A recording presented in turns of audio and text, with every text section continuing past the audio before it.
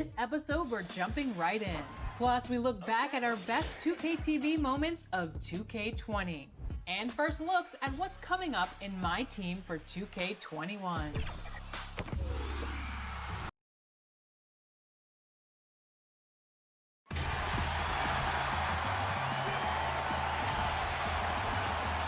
And with tremendous athleticism. Thanks, DA. And here's a look at some numbers for Beasley. And you can see the surge in his level of confidence lately just by looking at that true shooting percentage. It's been moving straight up in the past 5 games. I think he's feeling it. A look at the starting group for the Magic. At the 4 and the 5, we have Gordon and Vucevic. Augustine and Fournier are the backcourt tandem. And it's Ennis in at the small forward position. And for the Timberwolves, we've got Beasley. He's out there with D'Angelo Russell. And it's Okogie in at the small forward. And the shot goes down. Impressive awareness from Karl Anthony Towns. Dependable at finding teammates with a terrific look there. And Doris last season, rookie Josh Okogie ended up contributing more than the franchise thought he would. Yeah, he was terrific as a 3-and-D player for the Wolves. This guy could end up being the steal in the draft, sort of in that Robert Covington mold. What great athleticism with both these teams. I mean, every move is so graceful, so skilled.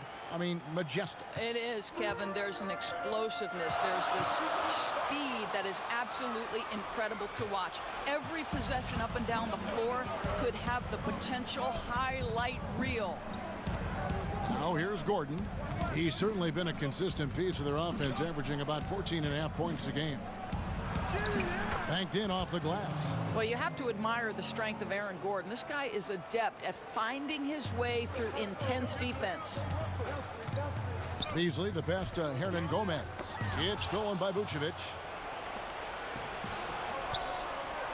Left side, Gordon. Fournier against Beasley. And Fournier kicks to Ennis. And the officials calling for a 3-second violation.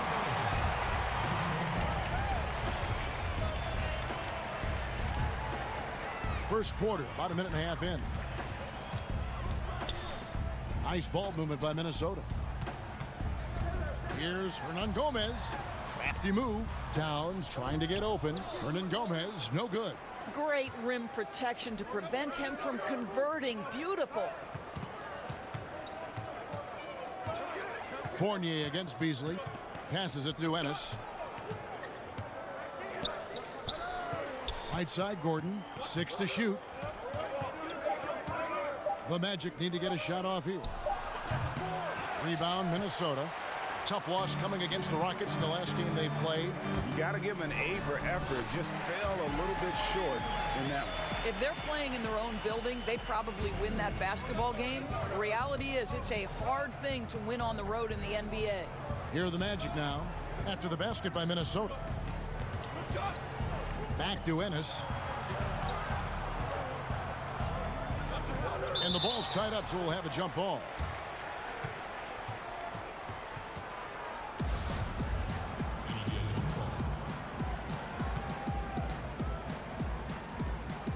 Here are the Magic now. Fournier in the corner. A three-pointer, no good. And even without that 3-ball dropping for him, the defense should have done more on that last play. And you think about the Wolves' history. KG clearly their best player, but Big Cat has a chance to reach that level someday. He does, Greg, and I think we always look through KG's legacy being defined by passion, commitment, and leadership.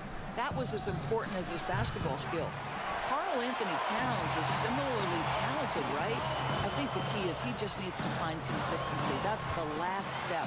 Well, takes contact, keeps his balance. Nice finish by Towns. On the wing, Gordon. Hernan Gomez covering. Gordon, the pass to Augustine. And Fournier kicks to Vucevic. Pass to Gordon. No good off the front iron. Timberwolves leading by 5. Guys, this offense very effective. And guys, the defense has been no match. They've just picked them apart. Towns scored the basket, his second of 2 attempts. And the story here, Kevin, early on is how well they've shot the basketball. Augustine passes to Vucevic. To the middle. Here's Ennis. Kicks it out to Gordon. Will it go? It's good. The assist that time from Ennis. Gordon's got his second bucket of the night. I love that Aaron Gordon goes right up with it. He's got really good instincts for knowing when to catch and shoot. Oh, taking it to the rack with power. Hammering down the two-hand slam. And he floats in for the easy 2. Credit the assist on that one. They play the clock right. They can go 2 for 1. Just got to time it up right. And he banks in the layup. Gordon's got 8 points. Strong start here early. 4 of his first 5 made. Now 8 seconds separating the 2 clocks. Minnesota again turning it over. They faced off right here last time they met, but the home club just couldn't pull out the win. Yeah, and their last time playing against this club, they fell short. A lot of cheap fouls really plagued their starting unit. You know, you try to establish consistent substitution patterns. It helps you stay in a rhythm, and they had to go to their bench much too early. Boy, the work ethic on the offensive glass just refuses to give up on that possession. Here's Layman. Looking at his numbers, he averages a bit over 9 points a game. The kick out to Towns. There's Russell with the 3. What a play! Simply drains it in at the buzzer. Big time shot to beat the buzzer there. My. No shortage of scoring here at the end of the first quarter. Minnesota on top. They lead by 4. And we'll be back shortly for the struggle. I want to be the best player who ever played. On his coaches, Greg and teammates love hearing them. And how can you not? I mean, that kind of drive is special. And with his tools and potential, hard to put a ceiling on just how good he can be. And thanks again for tuning in. If you're just joining us, we've played through 1 quarter of action so far. And what do you guys think about Minnesota here in this one? Just a terrific first quarter, sparked really by their unselfishness. I'll tell you, that willingness to make the extra pass, that is what creates good looks. It also forces the defense to scramble. And now, brought to you by Gatorade, all fueled up and ready to go. Let's reset our lineups. And so in the game for the Timberwolves, James Johnson is out there with Layman. Then it's Culver, and it's Reed in at the 5 spot. Fultz the pass to Birch. It's stolen by Johnson. Timberwolves passing it around. A shot by Culver, nobody around. And so it looks like the Timberwolves will retain possession here. Yet another player from the 2019 draft class who wasn't a top high school recruit. Jarrett Culver, 3-star guy, thin, unrefined, but in that sophomore year of college, boy, did he surprise some folks. Shot clock at 2. I love, Kevin, that Terrence Ross is trying to affect the shot-making ability of his opponent. He can be a pesky defender. And it's good for 2. Yeah, and there it is again. On a lot of their possessions this first half, they've established great inside position. And Greg, when you talk about Culver, the one thing he did show in high school and again showed at Texas Tech, the ability to score. Yeah, and he creates and makes shots against great defenders. Every team in the NBA is looking for that. His jumper, his handle, his ability to move without the ball, already NBA level stuff. The pass to Layman. Now here's Culver. Carter Williams covering. Another miss by Minnesota. The Magic have gone 2 of 3 from the field here to open the second quarter. Pass to Bamba from about 16. That one off the back iron and out. Listen, we know the mid-range game is in this guy's arsenal, but you wonder, should he have moved it just 1 pass more? And here's the fast break, and Bamba leading the way. Here's Fultz. Bamba inside. And the dunk by Bamba. Boy, you better keep the 7-footer Mo Bamba away from the cup. What an easy finish. Ross with the steal. Feeds to Bamba. The basket good off the assist from Fultz. And it's 6 points for Mohamed Bamba. Well, you like that he shakes off that rocky first period and knocks down a shot. Nice. Passes to Reed. Fires the three. The Timberwolves again can't hit. And so it's Ross. He brings it up for the Orlando Magic. Only giving up 2 points this quarter. Draws contact on the shot, and now a three-point play chance as he'll head to the line. And Doris, you played point guard. What do you like to see from that position? Well, I'm going to go back to the Showtime Lakers, which was my first team that I adored when I was a kid watching the NBA. And the reality is this, Kevin, I love to see teams play in transition, get out in the open floor. What's better than watching Steph Curry cross half court with a full head of steam and the defender knowing, oh, good God, anything could happen here. He might pull a three. He might finish in spectacular fashion off the run, or he might find a teammate for a momentum-building three. Like, get in transition and run, baby. Here's Gordon. Karl Anthony Towns with the rebound. Here's Okogie. He's averaging just around 8.5 points a game. Takes the assist and lays it in. Pick out the pass nicely. Okogie's got his second bucket of the night. Outside Gordon. Here's Birch. He's guarded by Johnson. Back to Gordon. Shot clock at 6. He kicks to Fultz. He dishes it to Ross. And it's going to be a 24-second shot clock violation. They turn it over. And the Timberwolves making a change here. Hernan Gomez is checked in. Orlando also making some changes. James Ennis, he'll check in for Kem Birch. Fournier comes in for Ross. And DJ Augustine subbed in for Markelle Fultz. And on an open look like that, he's very gifted at making the weak coverage pay. To the inside. Here's Vucevic, and slam dunk by Vucevic. Vucevic knows who he is. This guy is a close scorer, a legit threat to finish it with authority. Right side Towns. And the call on the shot that sends him to the line. And with the offense getting right to the rim, at least they saved the layup. He's getting his first free throw attempt of the night right now. An 80% shooter. The work he's done at the line this season, one word, solid. Well, he's come through for them at the line today, and you love having a big fella who's so capable on his free throw. You see, I want more of this from Aaron Gordon.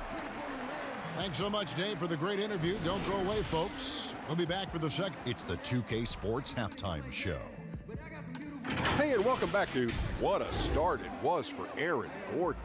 He had 8 points, 2 steals, and 1 rebound. What did you think, Kenny?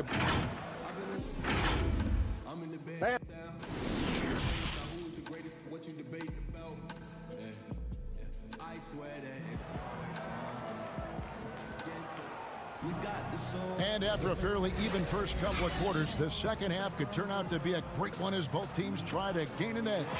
Well, you got to like what Aaron Gordon has done in this game. He's done a fantastic job of finding open space to operate within the first few quarters. One of the things every player is after is efficiency at the offensive end. And boy, this young guy has done just that. On the court for Orlando, Augustine and Fournier are the backcourt tandem. At the 4 and the 5, we have Gordon and Vucevic. And it's Ennis in at the 3 spot. Well, exceptional at giving you that extra burst necessary on the drive. That's pretty. 7 feet, 260 pounds. Vucevic has a big, strong body with great footwork inside doors, but he doesn't shoot a lot of free throws. He doesn't, Kevin, and he can struggle at times to finish through contact. If he were a better leaper, I think he'd get to the line more.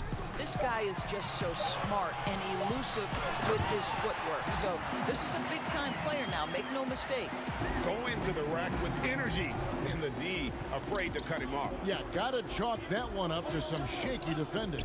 Yeah, and give him credit for taking advantage in a close game. Those are the types of plays that can swing things in your direction. Rebound by Okogie. Well, defenses are content to give up the mid-range, right? It's not the high percentage restricted area or the three. You can see they're prepared to give up that shot. The drive by Vucevic. Here's Gordon. That's in. That's his 5th field goal. He's shooting a hot 71%. 5 for 7. Fournier against Beasley. Pass to Hernan Gomez. Nice ball movement by Minnesota. Beasley with the bounce pass. Here's Towns. Basket good. Towns has got 10 points in the game. And this, to me, is important for Karl Anthony Towns. We know he has a terrific perimeter game, but I like to see him take charge on the interior first. Wasted no time on that one. Gordon's got the lead up to 4 now for the Magic. You can see it. Once this guy gets his rhythm, he is so hard to slow down. What an excellent night for him and his team. He was all alone on that one. Fournier's got 5 points in the quarter. 80% shooting to start the third, 4 for 5. There's the pass to Hernan Gomez. Easily in the post. He's guarded by Fournier. And now here's Ennis, the fast break opportunity. Lob pass to Gordon. Up high to stuff the alley-oop. Aaron Gordon showing he can jump out of the gym. How about that alley-oop? In it goes for the 8th time in 10 tries. Every time they get scored on during this run, it's come from inside the paint. Towns. Boy, when you think about the skill that Karl Anthony Towns has, and you realize he's just getting started in the league, his future is truly off the charts. By the midpoint of his career, we could be talking about him as one of the most skilled big men to ever play the game. And Orlando making a change here. Hamid Bamba, he's checked in for Vucevic. Terrence Ross comes in for James Ennis. Markel Fultz is checked in for Fournier. And Michael Carter-Williams subbed in for Augustine. Well, what you love about Aaron Gordon, he's got strength, athleticism, and a high motor. This guy can make tough shots. Johnson, he's checked in for the Timberwolves. And with the offensive tool set of Karl Anthony Towns, Doris, he could see MVP consideration in the future. Well, what we know about Karl Anthony Towns certainly is that each and every night he has a major impact for his team. And consider, he's still growing as a player and ironing out some areas. But this guy is going to be a star for a long time, no doubt. And that's a little lack of fight at the defensive end. Absolutely. At least on that slam, you're right. That's one way to let a team back in the game. Right. You could see on that possession, one side playing with a little desperation, the other side losing focus. Here's Lehman. Pass to Reed. Kicks it to Culver. Noel. Carter-Williams covering. And contact on the and now, yep, this will be a coach's challenge. We thought that might happen, triggering a review of the personal foul.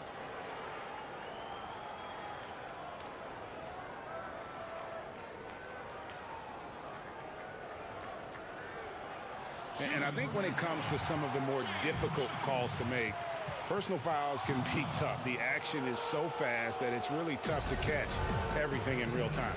The wonders of technology, Greg. We've seen replay reviews so effectively, and involving the coaches by being able now to challenge like this is something a lot of people have been hoping for. And the announcement on the review is that the foul was called in error. So they have determined, Greg, to overrule the original call. And guys, this is what it's all about, getting the call right. And I think in this case, the video review showed that while it was a tough call to make on the floor, they got it right with the review. Minnesota making a switch here. Russell's checked in. Ken Burks is checked in for Orlando. The drive by Gordon. And then Gordon with the dunk. Well, this is all Aaron Gordon needs, right? Just a little space to run and forget about it. Culver passes to Reed. Birch grabs the board. Magic leading by 12. Passes it to Bamba. And the dunk by Bamba. Boy, don't you love to see Aaron Gordon make these kinds of decisions. This guy is fully capable of recognizing open teammates. There's a 4-second difference from the shot clock to the game clock. Here's Reed. The Timberwolves again can't hit. Boy, a really tough quarter for this guy. Just struggling to make shots right now. I'll tell you, it's one thing to do this at home, another to do it in a hostile environment. Boy, just sheer dominance. The ability to step into enemy territory and flat out take over. This is impressive. And so it's the Orlando Magic with a sizable lead as the quarter wraps up. They're ahead 16 points. They've been put. And let's go back to a terrific pass that we're calling tonight our State Farm assist of the game. And the definition of teamwork right there, guys. I mean, what great communication between them, and what a beautiful feed. And, Greg, nothing better than chemistry, right? Working together to create a bucket. And there have been two very different performances from these teams today as we get going in quarter number 4. Layman is out there with James Johnson. Then it's Russell. Then it's Culver. And it's Reed in at the 5, roaming the paint. So that's the lineup for Minnesota. And good that time. Yeah, the chemistry has been terrific. Really impressed with their offensive execution. Timberwolves trail by 18. Layman pass to Reed. 2018 rookie class has been something to watch, Doris. Talent at the top, but also some terrific mid-round picks. No question. Landry Shamet is a guy who I think can be a clutch, big-time scorer who does not seem bowed by any moment, doesn't seem to be affected by pressure.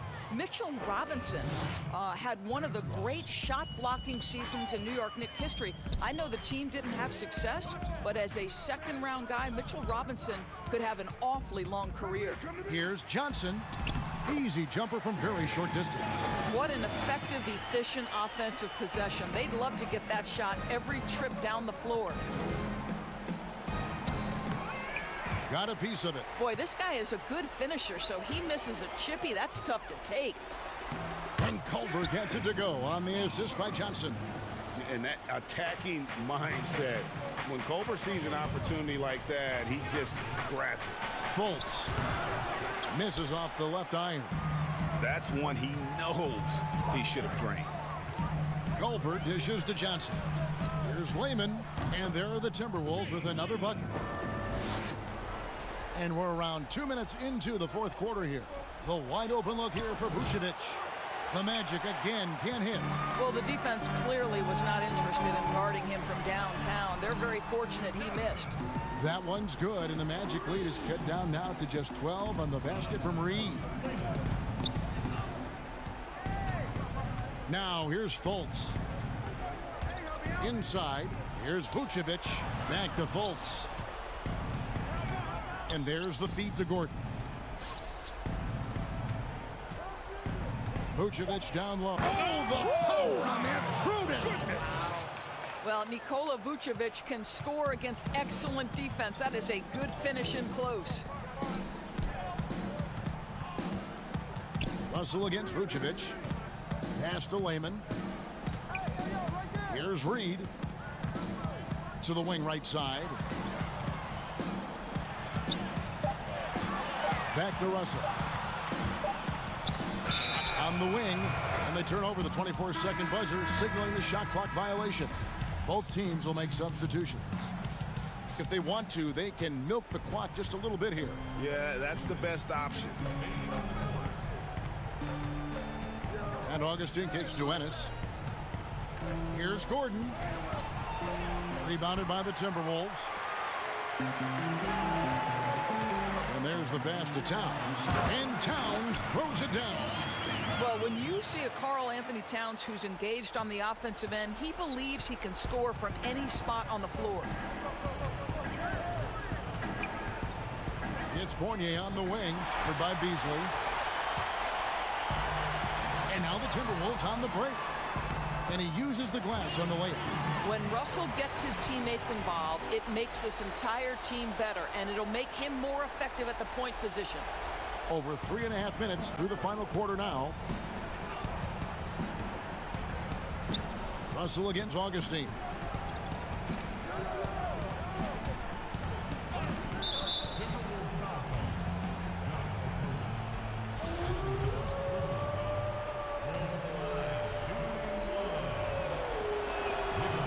throw drops for Vucevic. Well, Nikola Vucevic is a capable back-to-the-basket scorer, and he plays with tremendous confidence, guys. Pass to Augustine. Just 5 to shoot. Over Russell. Augustine, no luck. Timberwolves trail by 11. Beasley with a clean look. Off the mark there with the three-point shot. And here's Fournier. He brings it up for Orlando. And we'll just watch the clock wind down, guys, in what will turn out to be a win here for the Magic. The coaching staff must be happy that they controlled their turnovers so well in this game. Excellent self-control and patience tonight. And so taking a look at their season record, this will be win number 31 on the year. They were really smart in the use of that game plan tonight. Used it in their first 2 games against this team, which equaled to 2 wins. And what a tremendous standout performance it was for Aaron Gordon. What a relentless scoring night for this guy, in attack mode all evening. But the truth is they've had control of this game. And I couldn't agree more. What makes it that much more impressive, they're doing it on the road. Well, he knew how many inches he had over the guy. I mean, let's face it, good decision to just rise up and take the jump shot. Back to Fournier. And he drops it in from the low post.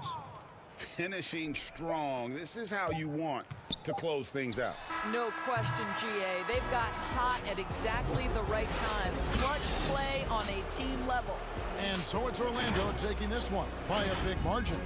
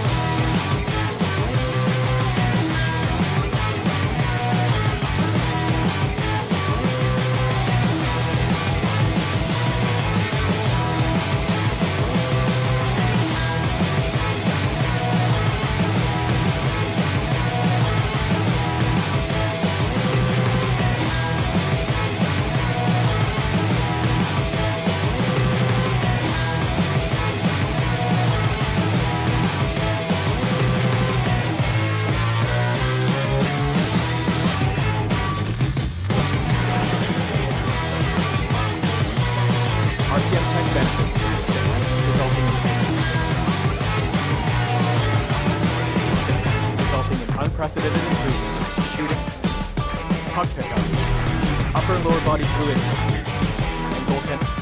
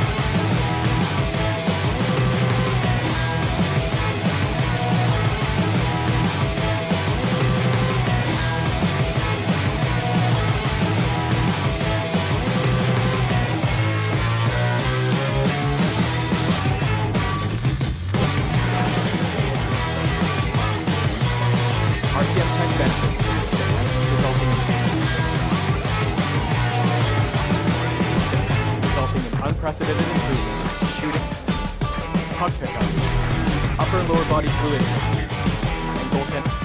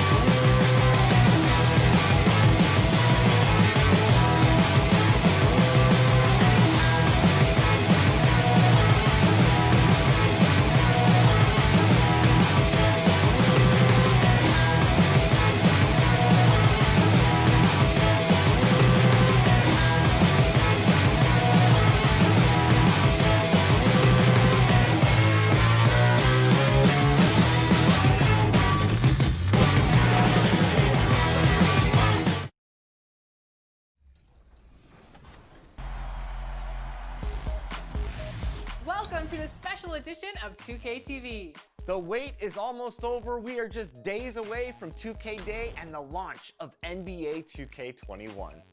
And if you can't wait, you can get early access to the NBA 2K21 demo right now. Here's how you get started. The NBA 2K21. The Magic getting off the bus earlier on. A sharp-dressed and very We are... Thanks, DA. Steve, compared now to when you were playing, did teams go deeper into their benches than they used to? Yeah, they do. I think because of this load management, resting players. So you see a lot of guys play a lot. And also what they've done right now with the G League, being able to bring guys up. They use those guys, and I think it helps a lot, even not on games, but in practice. You'll see more guys are involved in giving guys rest. Yeah, that makes sense. Now the starting group for Orlando. Augustine and Fournier are the backcourt tandem.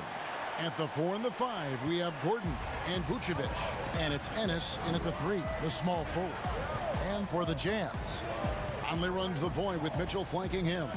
Inside, we have Ingles and Gobert. And it's O'Neal in at small forward.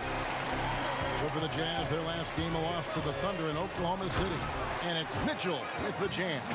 Good find, and one of Gobert's advantages as a passer, he can see over everyone's head. They need a bucket in a big way here to regain some confidence. Back to Gordon. Feeds it to Vucevic. It's good, and he makes his first shot of the game. And once he got to the 10, I think he was surprised to find himself that wide open. Wow, that's a defensive breakdown. Can't do that against good scores. That's going to be out of bounds. The Jazz will retain possession. Great energy on the deflection and a good job disrupting their offense. This is called an effort play. Terrific hustle at the defensive end. Ball's knocked loose. Magic have gone 1 of 3 from the field to start this one so far. Augustine passes to Ennis. Back to Augustine. Shot clock at 5. Lets it go. Ennis misses. Not the efficient start they were hoping for. Only 1 for 4 from the field. And at 6'3", Donovan Mitchell able to play shooting guard or point guard. What do you think is his best position? You know, Kevin, he would tell you he can do both. Versatile enough to play and defend multiple positions, but I like him at the 2-guard position. And the basket by Gordon. Allowing any room to operate, you know he's going to be aggressive. And now, here comes Gordon leading the break. With the second effort, he lays it in. Gordon's got his second basket of the game. I just love the determination on that backboard. Coming out of the gates, really, really strong.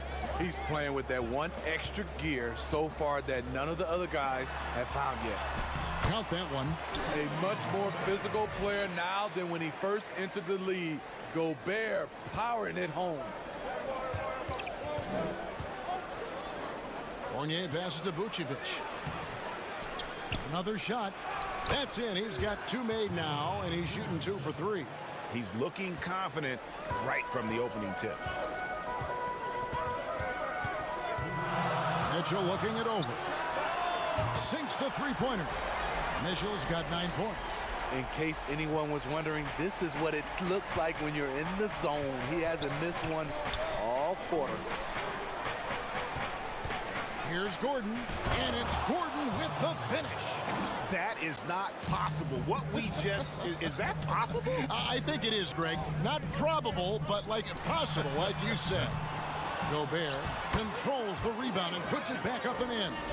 See, this is where the better conditioning comes in. Rudy Gobert able to stay active. Conley against Augustine. Fast break, here come the Jazz. Ingles with the ball. And then Mitchell with the dunk. Well, that's why they're in front. Aggressive play at both ends. Nicely done. And the whistle blows. It's going to be on Michael Conley. That's his first foul. Clarkson, he's checked in for Mitchell. Then for the Magic, Ross, he's checked in for James Ennis. And Markelle Fultz is subbed in for Augustine. Ross finds Gordon. Ross against O'Neal. Back to Gordon. Shot clock at 3. Orlando needs to get off a shot. And it's Vucevic missing. Jazz leading by 5. Here's O'Neal. The shot's good on the assist by Engel. And their offense already in a flow. Some stellar shooting to jump out to this lead. Fournier against Clarkson. And Vucevic kicks to Gordon. Back to Vucevic. Rebounded by the Jazz. They come into this one following a loss to the Thunder. Pass to Clarkson. Down low. The 11-footer. And again, it's Utah. Now, this is why Gobert is shooting over 60% for his career. Highly efficient inside. Gordon. He knocks it down, but wait a minute. The officials are getting together. They may want to review this one. And it looks like they are going to review the play. The question, did he get the basket off in time? And so it's Utah. Ahead by 9 as the quarter comes to a close. They're pounding the ball inside, and that's where they've gotten their best production tonight. We've got more NBA basketball coming your way in just a minute. And if you're just tuning in, we've got a wide margin on the scoreboard, but plenty of time left for a comeback. And guys, from what we've been watching with the Jazz, what are you guys seeing out there? Yeah, in that first period, they look to push in transition at every opportunity. That's their mindset. Attack, attack, and attack some more. You're not going to beat them playing soft. On the court for Orlando, Colts is out there with Michael Carter-Williams. Then it's Terrence Ross. And there's Mohamed Bamba. And it's Birch in at the power forward position. Great defensive effort, just saved a basket. You know what? This is why you never give up on a play. You don't know what's going to happen. The Magic trail by 11. When Gordon Hayward left the Jazz 3 summers ago, some expected a rebuild. Instead, they hit gold with Donovan Mitchell and kept on trucking. Here's Clarkson. It's good. He makes his first shot of the game. And it's coming easy for them right now. 5 baskets in a row in the paint. They've been looking out of sync offensively. Yeah, their offense has ground to a standstill. Carter-Williams, the pass to Birch. Once again off the mark, Orlando. And the heartbreak over losing Hayward. Short-lived, but the Jazz still needed to learn from it. Very important that the Jazz retain the stars they developed. I think there were some lessons learned along the way. Second quarter, we're a little over a minute and a half in. Over to the wing. Colts kicks to Bamba. Over Gobert. Misses off the right iron. It's a +5 advantage for them in rebounding after that one. Bamba with the block. And the giant wingspan of Bamba strikes again. Just fantastic at spiking shots in a variety of ways. And Utah making a change here. Mitchell's checked in. That one drops for him. Moutier's got his first points of the game. And they're forcing the ball inside, and it's working like a charm. Now the pass to Bamba. Here's Birch. They need this, and that one is stuffed right through. And he might be small for a center, but boy, can he jump out of the building. It's good for his second make. He's made 2 of 3 so far. I mean, the number of points they've scored in the paint already here is eye-opening. Mitchell outside. Jacks up a 3. And Utah another 3. Steve, nothing finer than having a star on your team who also makes everyone else feel better, feel involved, right? You're totally right, Kevin. I talked to a lot of these general managers and owners, and they talk about they're looking for the unselfish star. Not just the star, the unselfish star. And what they mean by that, on the court, off the court, the guy that understands it's about team versus him. To the paint, here's Bamba. Back to Birch. In the hoop for his third make from the field. He's 3 for 4 thus far in the contest. Shutout in the first quarter. He's heating up now. I like the aggressiveness. Pass to Mitchell. And a little under 3.5 minutes elapsed in the second quarter of play. And the whistle blows. It's going to be on Markelle Fultz. That's his first foul. And it seems like Jordan Clarkson may have found his niche, Greg, as instant offense coming off the bench. A perfect fit for a scoring-minded combo guard. Clarkson able to create his own shot and comfortable pulling from all 3 levels. Royce O'Neal's checked in for the Jazz. Conley now comes in for Emmanuel Moutier. Conley's shot is off. The Magic trail by 17. Fournier goes in. Kicks it out to Gordon.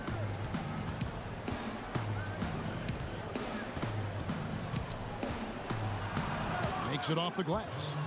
Gordon's got 8 points. I love it. Beautiful job getting to the rim, making a play. Conley feeling it out. There's the 3. Another miss by Utah. Here's Vucevic.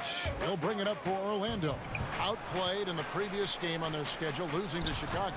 The shot's good. And that's 10 points for Aaron Gordon.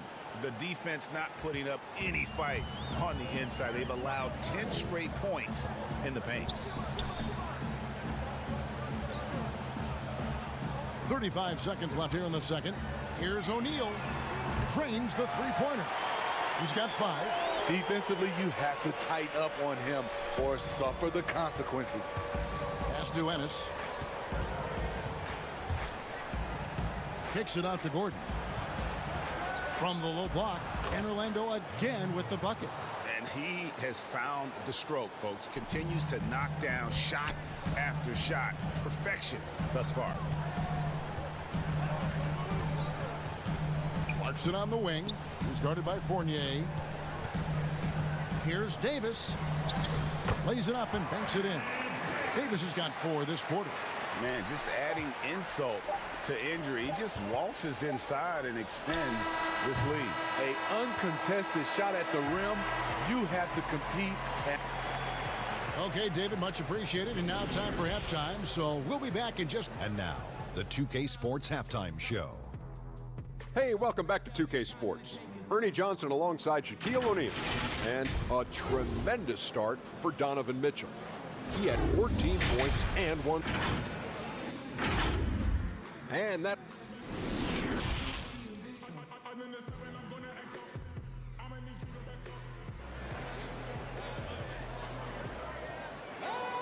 And there wasn't too much drama in the first half, but maybe things will tighten up here in the second.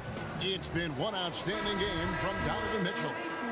Well, we'll find out if they were able to find an answer for him over the break. He was scoring with ease in that first half. I think both sides probably adjusted a few things. The key for him is to bring the same level of energy over these last 2 quarters. All fueled up and ready to go. Let's reset the lineups courtesy of Gatorade for the second half of basketball. Taking a look at the Jazz. Inside, we have Ingles and Gobert. Conley runs the point with Mitchell flanking him. And it's O'Neal in at the 3 spot. Stand with it and Gobert with the high-flying tip dunk. They get the rebound and the basket by Gordon. Gordon's got 14 points. Oh, they own the interior right now. 10 straight points coming from inside. Fournier against Mitchell.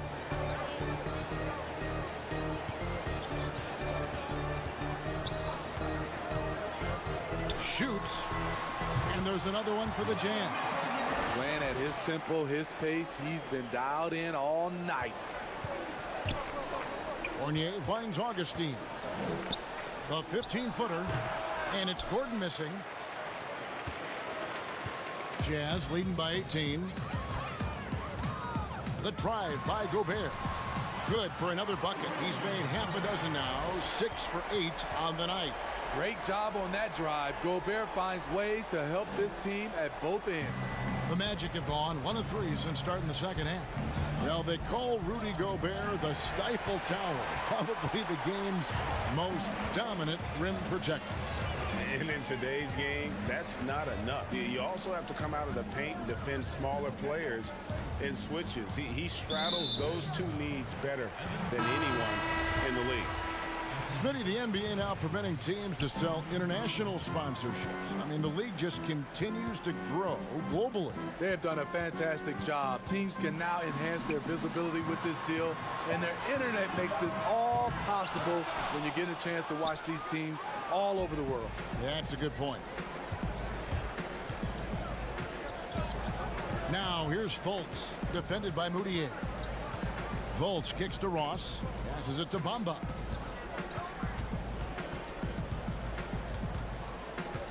And the pass to Birch. Ross on the wing from outside the arc.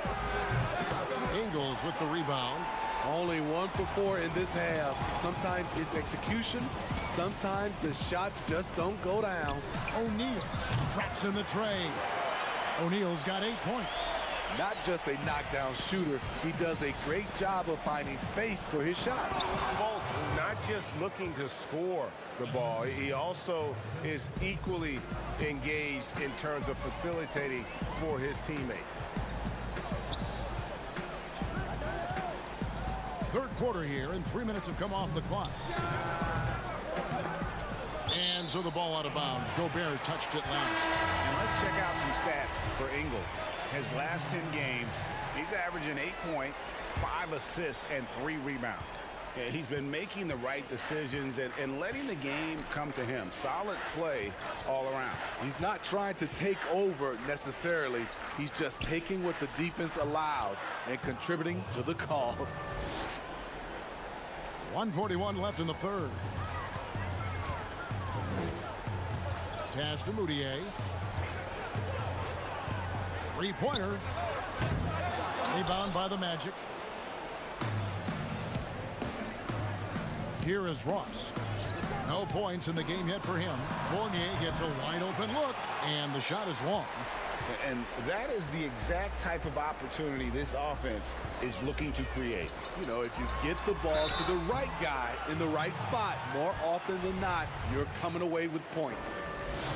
A defense unto himself. Rudy Gobert regarded by his team as the Utah Jazz version of Bill Russell.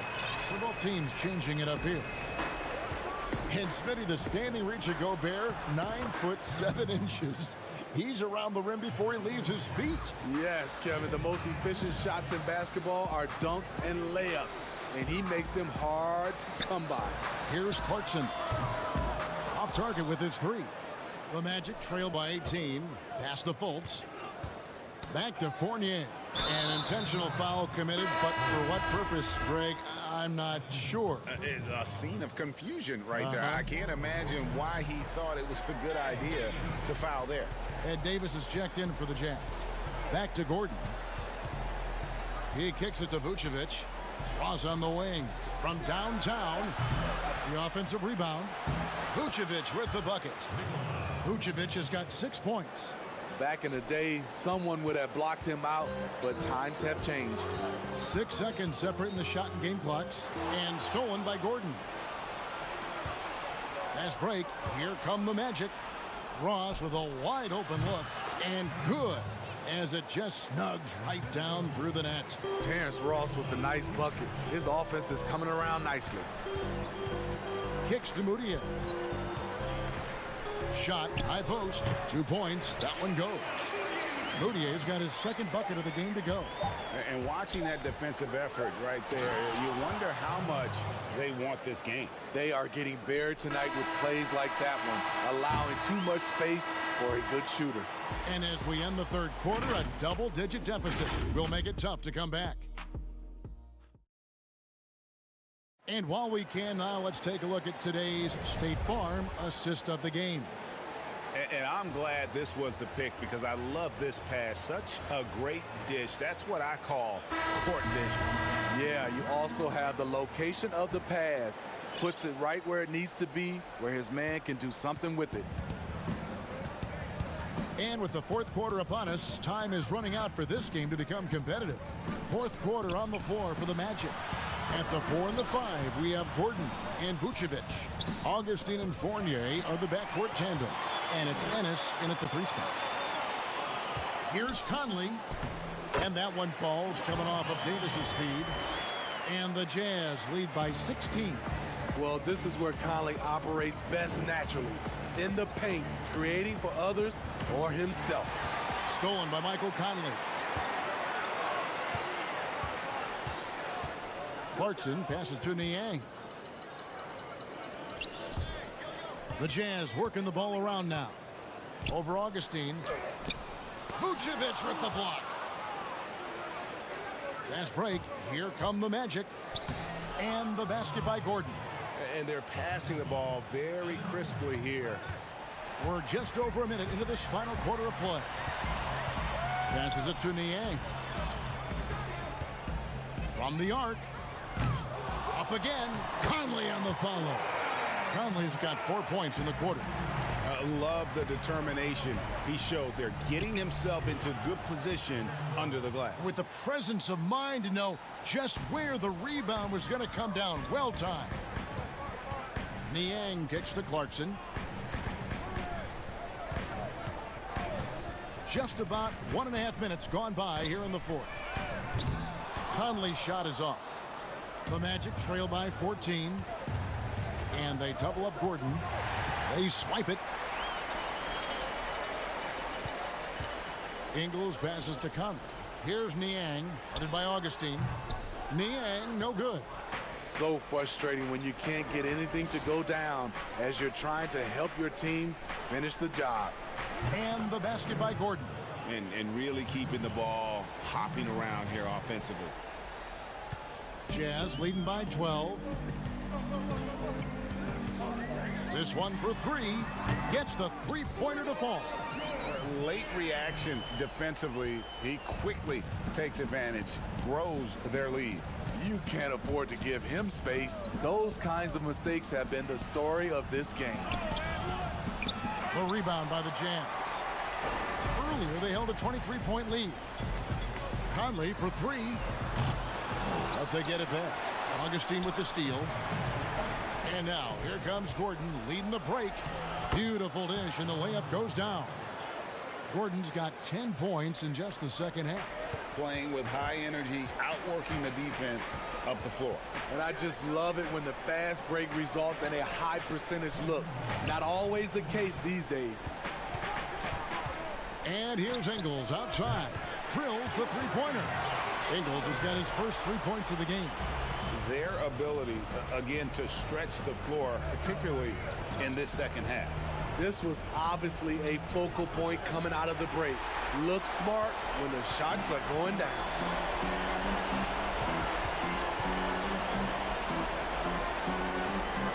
Davis gets to Conley. The pass to Ingles. Now Davis. Over Ennis.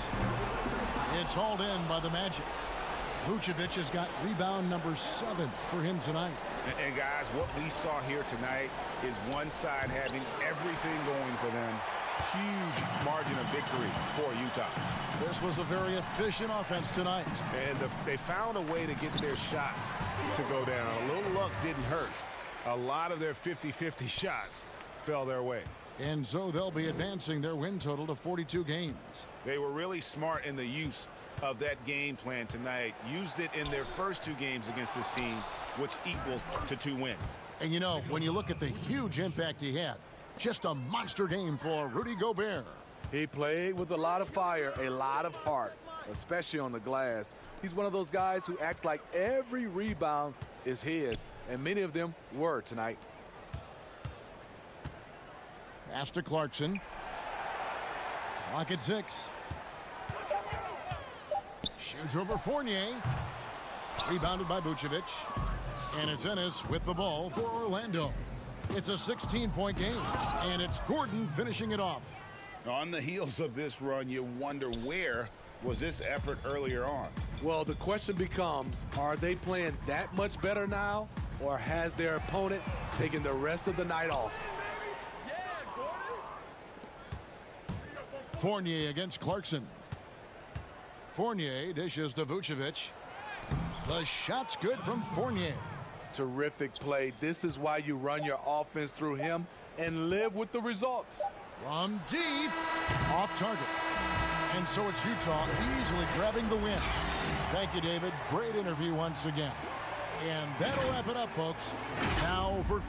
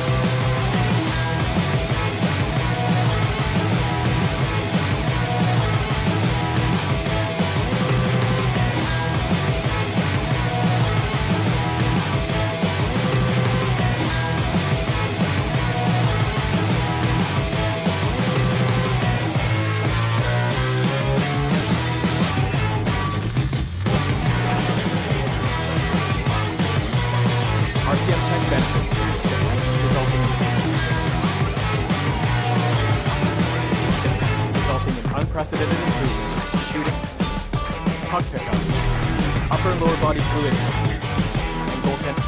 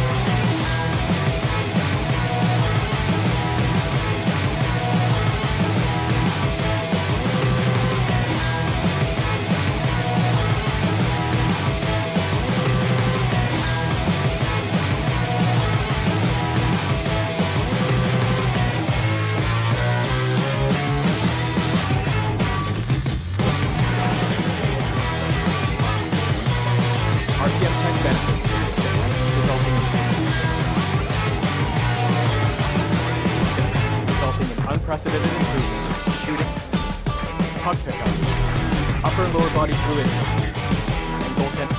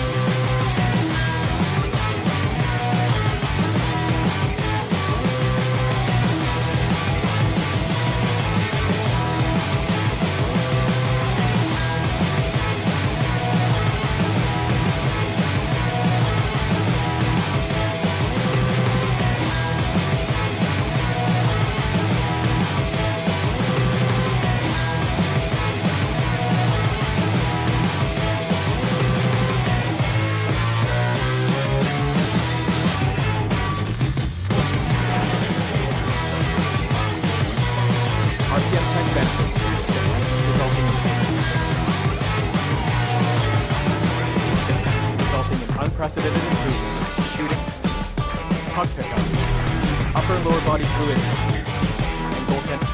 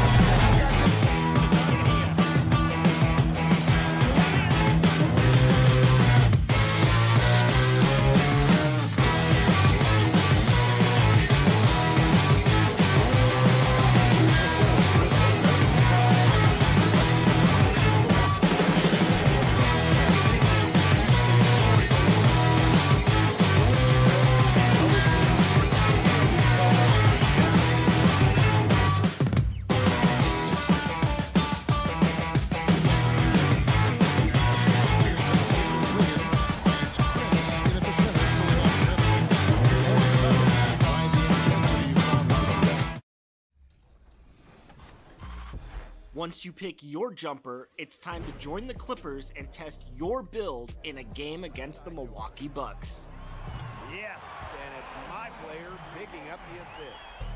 And if you're not feeling one of your builds, you have the ability to make 6 total builds and play 1 test game for each one. In the NBA downtown Phoenix on a bright and sunny day as we well, small ball has become point forwards and big guards in demand. Yeah, you're right. Thank you. A look at the Magic starting group. Augustine and Fournier are the backcourt tandem. At the 4 and the 5, we have Gordon and Vucevic, and it's Ennis in at the small forward. And for Phoenix, Rubio and Booker. They're the backcourt.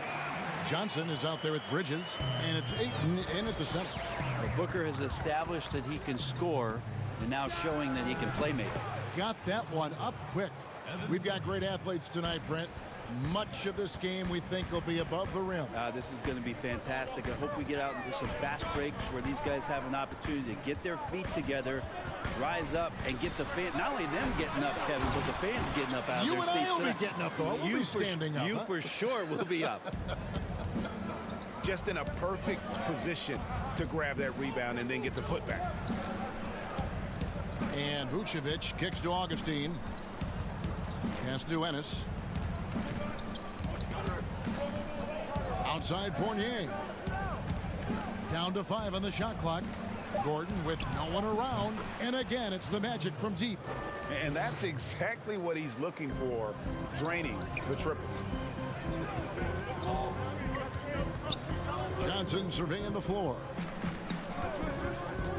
And out of bounds as the Magic will gain possession.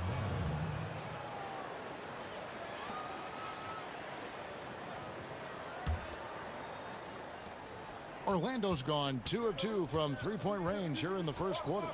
And Augustine kicks to Vucevic. Passes to Ennis. The pass to Augustine. And he gets the whistle for the 3-second call.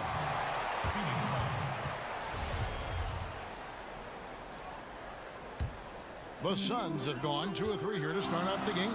Rubio finds 8. Here's Booker. And it's Phoenix scoring again. Almost perfect in the game to start, 3 of 4.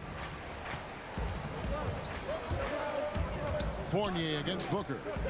Fournier dishes to Vucevic. Pass to Ennis. Here's Vucevic. Orlando moving the ball around. 5 to shoot.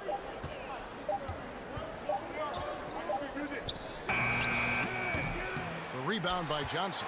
That might not be the shot they want him taking, even with the D backing off. Excellent on both ends of that play. Yeah, the steal was sharp, but the slam topped it off. And we say it time and time again, so I'll repeat it. Have to be careful with the ball, or this is what happens. Interesting that Phoenix has gone through all these different iterations since the loss of Hall of Famer Steve Nash, but this young core potentially coming together where they've bookended their front court and their back court with Ayton and Booker. And here are the Suns now. After the Magic pick up 2. Bridges passes to Booker. And again, it's the Suns missing. Magic leading by 4. Gordon inside. Defended by Bridges. Fournier against Booker. And Fournier kicks to Augustine. Inside. Pass to Gordon. That one goes in. Well, Brent, looking at the Suns' future, Ayton's development could really determine how far they rise. I think it's not all on his shoulders, but certainly as a big guy out there, to have a presence on a nightly basis and some consistency is the challenge for DeAndre Ayton. He has all the physical tools and by all accounts has the work ethic to go along with it. And Orlando making a change here. Mohamed Bamba, he's checked in for Vucevic. Kem Birch comes in for Ennis. Ross, he's checked in for Evan Fournier. And it's Fulton for Augustine. He looked like he rushed it a bit. The defense wasn't terrible, but still, he's got to knock that down. No good from Ross. Suns trail by 6. The 10-footer. No good off the back of the rim.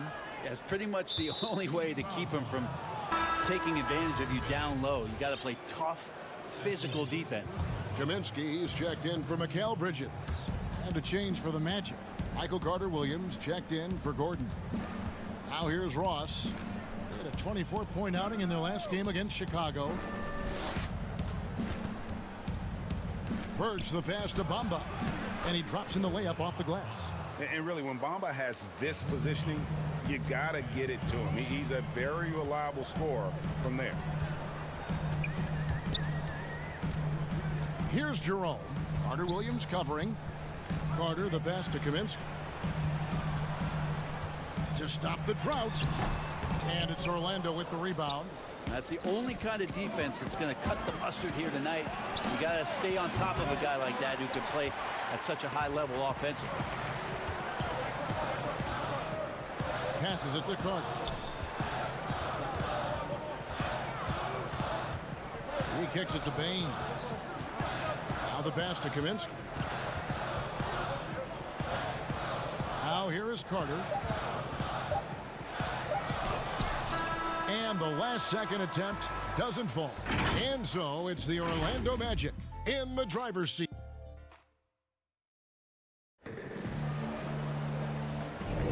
Welcome back, everyone, to the second quarter of play here on Noche Latina. Volanos. And from what we've seen from Orlando, what do you guys see? Well, their effort on the defensive end has set the tone for this game. Yeah, defense has been infectious here as everybody stepping up aggressively on that end. This is how the floor looks for the Magic starting the second. They've got Terrence Ross. Markelle Fultz out there with Michael Carter-Williams. And there's Mohamed Bamba.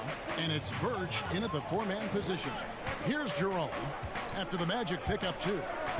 Down low. Here's Kaminsky. No good that time. The Magic go the other way with it. Outplayed in the previous game on their schedule, losing to Chicago. A good finish at the rack off the slick feed. Kaminsky's got his first basket of the night. There are only a few players in the league who can hit a teammate like that in stride. Beautiful assist. And we're about a minute into the second quarter of play.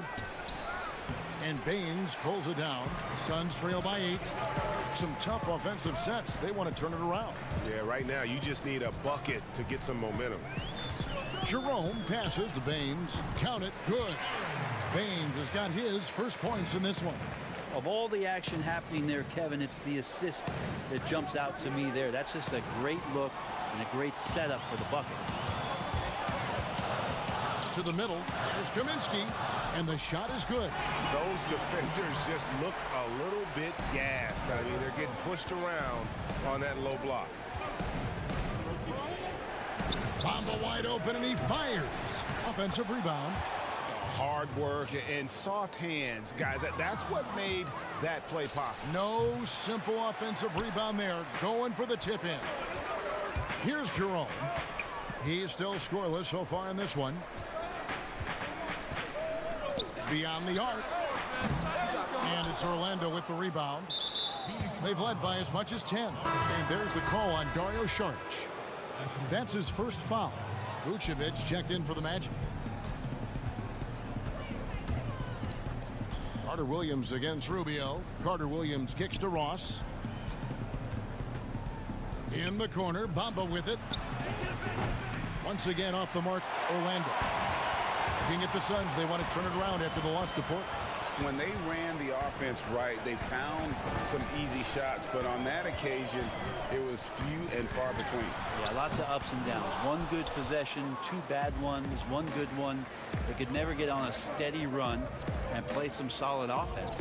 Now, Vucevic, after Devin Booker missing on that last three-pointer. And Kevin, they've dialed up their activity this quarter. We're seeing them convert a lot of those second chance opportunities. And Rubio kicks to Booker. That's in, coming off an assist from Rubio. Booker's got 5 points so far. And it's Carter Williams with the ball for the Magic, leading by 5. Every shot in his arsenal, Devin Booker, is pretty impressive. He can shoot it from deep. He moves well without the basketball. He can create with others. He is a young offensive force and is an interesting player to watch in terms of what develops next. Now here's Saric. A 24-point outing in their last game against the Trailblazers in Portland. And he also controlled the boards. He just seemed to be in the right position every time the ball came off the rim. Yeah, you got to be aware of that overall athleticism of Fultz. Awesome at getting inside and finishing with power. And Brent, with Booker, the ball handling and creativity he has puts him among the elite guards in the league. You wonder if Phoenix can find a way to get some more talent around Devin Booker. What happens when all of the attention is not on him? He's already proven he's a great scorer. Where else can he go? There's a minute left to play here in the half. Here's Baines. He provides a good amount of offense for the team, averaging around 11.5 points a game. The feed to Rubio. Comes up empty down low. And the pressure he put on that shot forced the miscue. Those are all the little things about effort there. He just gets out there and contests, and that's just enough. Yeah, and this is something Bamba does so well. Unbelievable recognition and timing to come up with offensive rebounds. Catching up on the changes for Phoenix. DeAndre Ayton comes in for Aaron Baines, and Mikal Bridges subbed in for Saric. So Orlando going with an almost entirely new group here. Aaron Gordon, he's checking in for Vucevic. Ennis comes in for Ross. Evan Fournier's checked in for Markelle Fultz. And DJ Augustine subbed in for Carter Williams. 2 seconds separating the shot clock and game clock. Fournier dishes to Ennis over Booker. Bank shot, no good. Not sure what the D was doing there. Clearly a breakdown. You can ill afford to give a guy like him that good a look. All the energy is on the other side right now, and every miss just makes it worse. Well, the other team is scorching hot, and they come down on. All right, Dave, thank you. And time now for the halftime break, with the third quarter soon to follow. The 2K Sports Halftime Show. Hey, folks, out in front of the half is Orlando. They lead by 15. Kenny. And that's a wrap.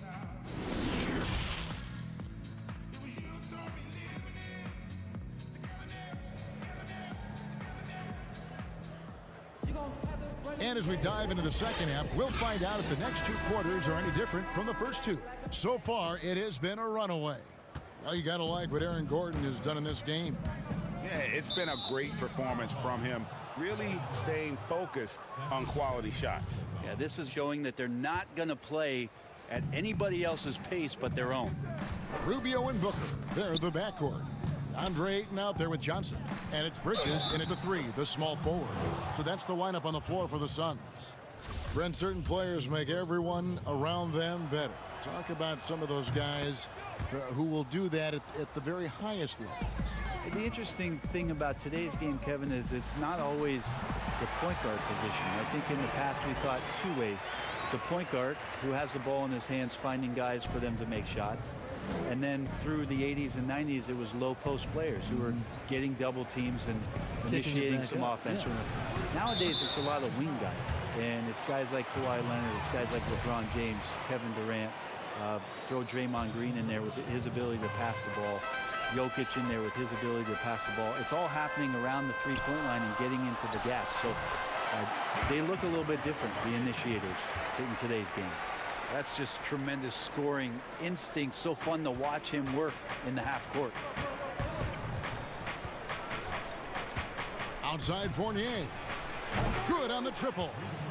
Fournier's got 6. Unwilling to let up even for a moment. That's his killer instinct, just fanning the flames. Yeah, he's the guy that you want to go to right now, trying to put this one away. Pass to Booker. Back to Johnson. And foul on the shot. He'll shoot 2 at the free throw line. Brent, we have seen some players refuse to speak to the media. For whatever reason, where should that line be drawn?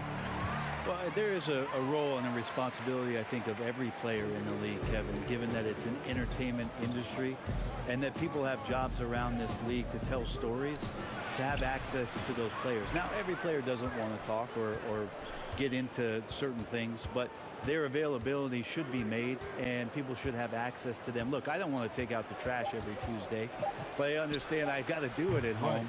And so players have a responsibility to their franchise to be a voice at times. I always thought you were terrific with the media. Well, I appreciate that, Kevin. Maybe that's how I got this job. They have been board dominant in this game. That's definitely been a factor in crafting this huge lead. To the inside. Vucevic, the pass to Gordon. Got a piece of it. Oh, man, it's 7-1. Not a good idea to challenge Ayton there. And the shot goes in. Oh, man, this would be a different ball game if they didn't have this type of scoring to rely on. Here's Johnson, and some very quick points for him on that possession. And not wasting any time here, kicking their offense right back into gear. That's 3 of 4 from the field. Vucevic, the pass to Gordon. It's good. Now he's shooting 6 for 7. And Matador defense, that's one of the easiest shots he is ever going to see. Yeah, feels like Christmas right now, just gift wrapping points. And Orlando making a change here. Birch is checked in. So it's Orlando now. Pass to Vucevic. Shooting foul as the whistle blows. He'll shoot 2 free throws. That one on Ayton. Well, they say the post-up big man is dead and gone in the NBA, but don't tell that to Nikola Vucevic. An offensive focal point, and he does some of his best work on that low block. Saric is checked in for 8. Here's Kaminsky. Orlando grabs the miss. Gordon's got 4 rebounds now tonight. Back to Augustine. The Magic again can't hit. And you look at the footwork of Vucevic inside, his moves and counter moves. Terrific. Shades of Kevin McHale. And that's something he's continued to develop in the pros. A response to defenders who often surpass him athletically. Gordon kicks to Augustine. Pass to Vucevic. That's in. Augustine with the assist. Vucevic has got 4 points this quarter. And defensively, they are on their heels every time the ball comes inside. Carter, the pass to Jerome. Buries it from 3-point range. And no matter who it is, that kind of D isn't going to get it done. Magic leading by 16. And Fournier kicks to Vucevic. Fournier gets a wide open look. Saric grabs the board. No doubt he's struggling right now from the field. Let's see if he can get it going in this quarter. And that's a little lack of fight at the defensive end. Absolutely. At least on that slam, you're right. That's one way to let a team back in the game. You have to credit the aggressiveness offensively, because that's when you make a play when you really need it. He hangs in there and cashes in on the second chance points. +8 in the rebound differential. One more reason why they're in control. For three, Bridges. Orlando grabs the miss. Following this one, they get to host the Hornets. That game will be a quick pit stop before hitting the road again. Augustine finds Vucevic. And he gets the whistle. 2 free throws coming up. Yeah, good job to take it right at him. On the night, he's gone 2 for 2 at the stripe. The first one falls. Both good from the line that time. It's stolen by Vucevic. And Baines pulls it down. Here's Rubio. And the last shot at the buzzer doesn't go in for him.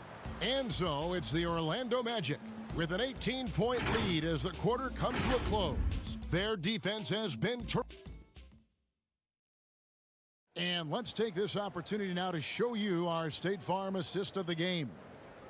Just true artistry right there. I mean, great decision on where to go with the ball, and how about the perfect delivery? Yeah, those are the kind of plays that you want to put on a canvas. Just beautiful basketball. And as we head into the fourth, we'll see if there's a comeback in the works or if it's more of the same from the first 3 quarters. All right, now a chance to set the floor courtesy of Gatorade. Fourth quarter action, all fueled up and ready to go. So on the floor for Orlando, Fultz and Ross pair up to make the backcourt. At the 4 and the 5, we have Gordon and Vucevic. And it's Fournier in at the 3 slot. And out of bounds as the Magic will gain possession. Andre Ayton's checked in for the Suns. Ennis, he's checked in for the Magic. And it's Gordon with the ball. He brings it up for the Magic. Earlier in the game, they had a 19-point lead. Fultz, the pass to Ennis. Now, here's Fultz, covered by Rubio. Here's Vucevic. The moving screen is one of those very difficult judgment calls, isn't it? It's a tough one, Kevin, but what you look for all the time in replays when you see that call, it's almost like the salsa. I'm looking at the hips and the feet. If the feet are too wide, and Kevin Garnett was the biggest problematic moving screen setter that I ever saw, being 6'11" and spreading out those sticks of his. But yeah, if the feet go wider than the shoulder, impossible. And then the hip move as the defender is moving around the screener, just enough of a nudge for him not to be able to catch up. Yes. Those are the ones where the referees, I think, are most in tune to in order to blow the whistle. Ross dishes to Vucevic. That shot off. Good D by Rubio. Suns trail by 18. Ayton kicks to Booker. And again, it's the Suns missing. One made 3 for him for the game. Does he focus closer in? Let's see. Gordon, the pass to Ross. He's looking for Gordon and finds him. And Baines pulls it down. Those are chances almost always you can rely on him to get you 2 points, but the D just enough to keep him out of rhythm. Nailed from three-point land. Over the taller defender. This is why you have to stay connected to shooters on the perimeter. Yeah, that effort just not good enough, because even if that defender was a bit taller, the shooter already locked in. I love the unselfishness, and you know coaches do as well. Well, not just coach, but you can see it in the teammates, the way that they look at him. They appreciate it when he shares the ball like that. Bridges with the steal. Ayton dishes to Baines. Sinks it from just inside the baseline. That's a good find from Ayton, understanding the defensive scheme, and he just waited for his teammate to be open. Suns trail by 15. Bridges passes to Booker. Baines, great positioning on the putback. Oh, a nice tip in to salvage the points from that missed shot. Yeah, and those second chance points can add up. And the effort never stops with him. No easy shots when he's on the floor. Well, it's about the defensive end, and that's what guys feed off. He gives the effort down there at all times. Here's Hayton. And that'll be 2 free throws coming up. Officials on the call with the foul. It's going to be on Aaron Gordon. Assertive from Ayton, wanting to score often and then forcing the D right there at his size to foul him. The Suns making a switch here. Sharge is checked in, and a change for the Magic. DJ Augustine's checked in for Fultz. Rubio against Augustine. Kept alive, tries again, in deep. Gordon drops it in. And the Magic lead by 13. How frustrating for the defense. You get the stop, but then fail to block out. Yeah, that pops your confident balloon out there, just completely deflating when plays like that happen. That's just a lapse right there. No matter what, somebody has to be there and get a hand up in the shooter's face. Gets it to go for bucket number 8. He's taken just 10 shots. And that's just cold-blooded right there. He's taking no prisoners. Confidence is sensational, and it feels like no one is going to stop him tonight from scoring. We've played just over 3.5 minutes now in the fourth quarter. And there's the pass to Booker. Goes to the reverse layup and drops it in. Booker's got 5 points in the quarter. I think Booker's motivated tonight here. He's starting to play very aggressively. I want to see him more in there on the offensive glass. And at this point, just sort of running through the paces as it appears it'll be a nice win here for the Magic. You know, it's tough to put your finger on the deciding factor in this one, but I'd say that the shooting accuracy made the difference. Yeah, I think you're on point, Kevin. They got better looks, and that tends to lead to a better field goal percentage. And so taking a look at their season record, this will be win number 31 on the year. And bragging rights between these teams were on the line today, and they put in some very good work to earn it. And you know, looking back at all the contributions tonight, it was a really phenomenal all-around game for Vucevic. So sharp on the passing tonight. You know, guys can get into a rhythm that way too. And it's Gordon missing.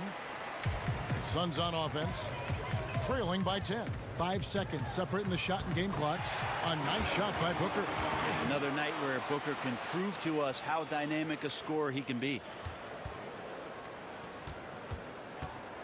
Ross against Booker. Pass to Ennis. Now Augustine.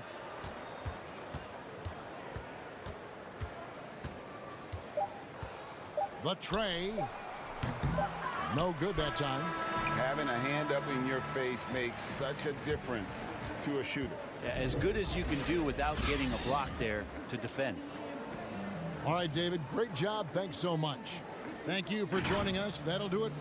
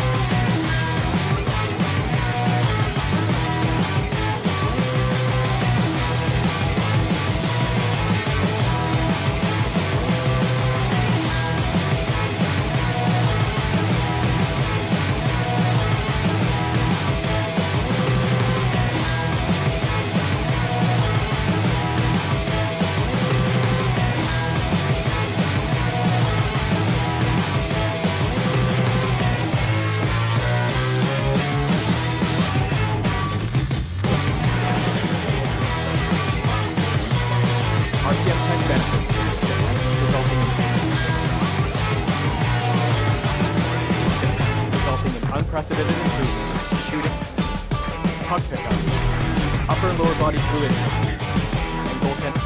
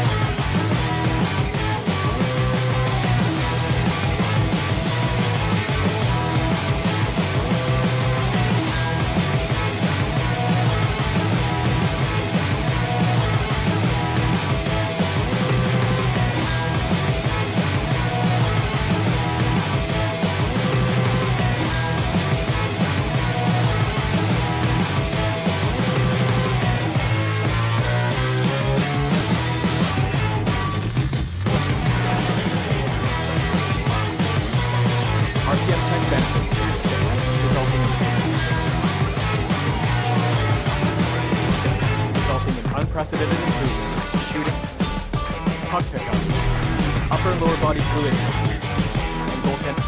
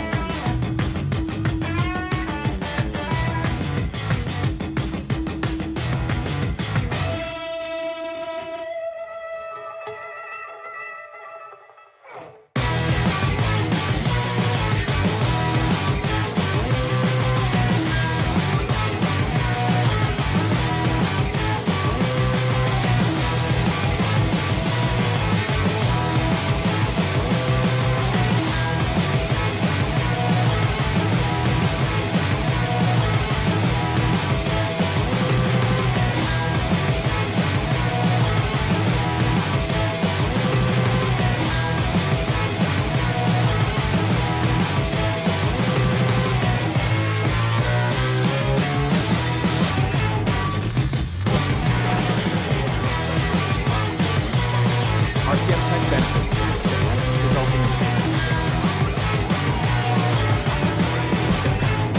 unprecedented improvements to shooting, puck pickups, upper and lower body fluidity, and goaltending.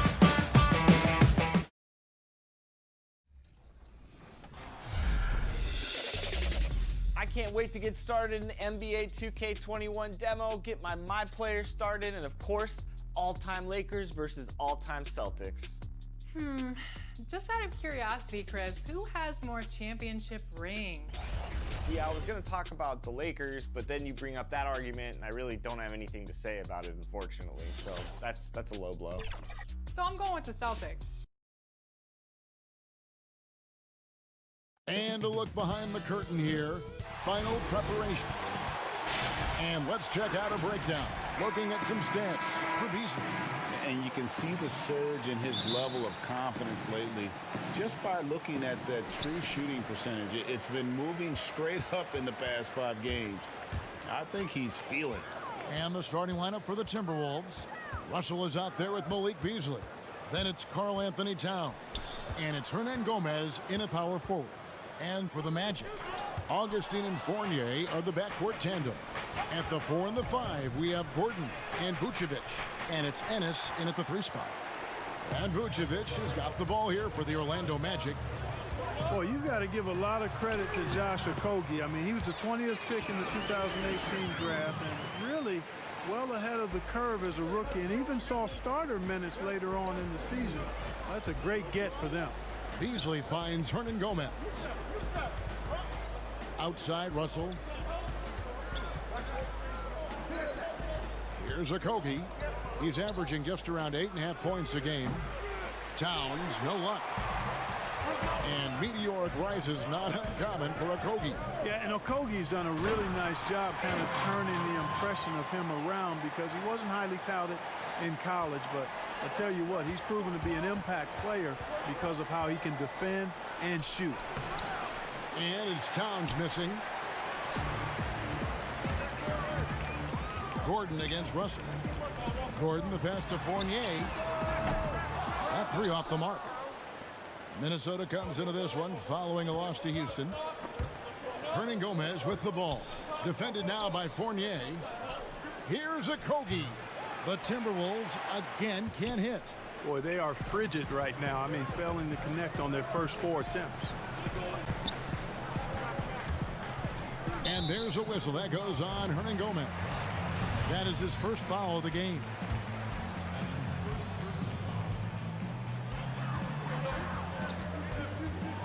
Vucevic against Towns. Vucevic dishes to Augustine. Out to the right wing. Just 3 to shoot. The Magic need to get a shot off here. Whoops, there's the 24-second shot clock violation, so they'll turn it over.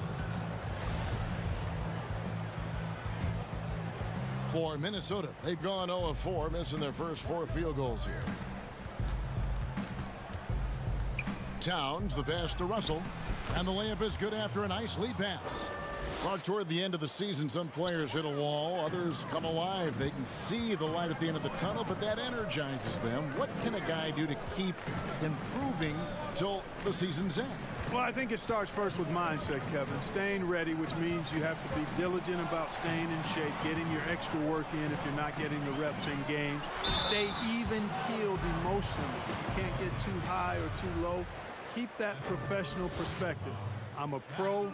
I'm doing what I've always dreamed of doing. I'm getting paid well to do it, and I'm going to focus on getting better each day. Excellent perspective. Ross is checked in for the Magic. Minnesota also making some changes. Johnson, he's checked in for Hernan Gomez. Jake Layman comes in for Josh Okogie. And Culver's subbed in for Malik Beasley. Back to Towns. Ross with the steal. Stolen away. Here's Layman. Vucevic with the block. Denied. Return to sender. That's something you expect from a 7-footer like Vucevic. So for the Magic, Ken Burge is checked in for Aaron Gordon. And it's Fulton for Augustine. Out of bounds, Orlando takes possession. And how about the numbers here from Markelle Fultz? Averaging 12 points, 5 assists, and 3 rebounds. The contributions he's been making on the floor have been a boon for this team. Great stretch of games for him.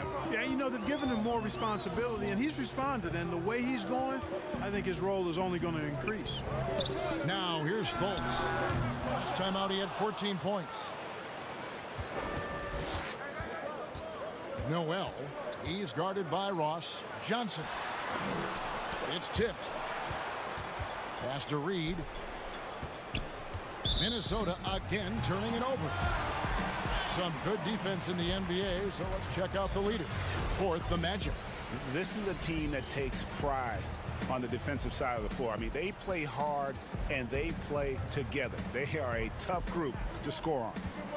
And you look out there at the Magic, one of the taller teams in our league. And, you know, that's a philosophical bent for the front office. They want long, athletic players. Draft guys with great length and then develop their strength and skill level. And I actually kind of like that approach. Have a philosophy, stick to it, and be true to it. And Michael Carter-Williams gets the whistle that time. That's his first foul. Layman kicks to Culver. Johnson down low. Offensive rebound. And a good offensive board. And he gets the bucket. That kind of energy and hustle on the glass usually produces good results. Birch the pass to Ross. It's good. He makes his first shot of the game. And that's a case where the deceptive strength that Ross has helps him score over the defense. You can't afford to take this guy lightly. Here's Reed. 11 points for him in that last game against the Rockets in Houston. Here's Johnson. It's rebounded by Fultz. And it's Fultz with the ball for Orlando. Last time they met was in Minnesota, where they beat the Timberwolves. Well, last time out, they got the win in large part because of the play of their bench, and they provided a lot of the scoring punch. Yeah, and you know what? I expect them to go deep into the bench again tonight, to give those guys on the bench a chance to have an expanded role, but also to give those starters some rest. The Timberwolves shooting their first free throws. First trip to the line in this one. And that one falls for Johnson. And Johnson drops them both. Orlando leading. Inside, here's Birch. The basket good off the assist from Carter-Williams.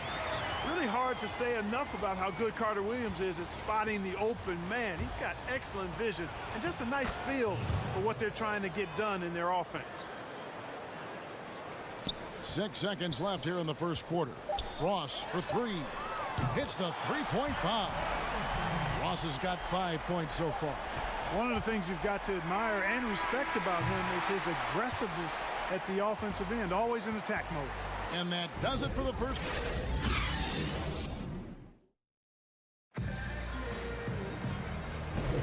And as we return, it's Noche Latina, celebrating the NBA's connection to the Latin American community. And when you consider how the Magic are doing, what do you think? You got to credit their defense, communicating, rotating, making plays on the ball. They've got them rattled. It's only the first quarter, and already they've made enough big plays on defense to last really an entire game. All fueled up and ready to go. Let's reset the lineups, courtesy of Gatorade, as the second quarter gets going. And so in the game for the Magic, they've got Terrence Ross. Michael Carter-Williams is out there with Markelle Fultz. Then it's Bamba, and it's Birch in at the 4. How about the recognition from Culver? Terrific at realizing when the defense has broken down. Carter-Williams kicks to Ross. Birch the pass to Bamba.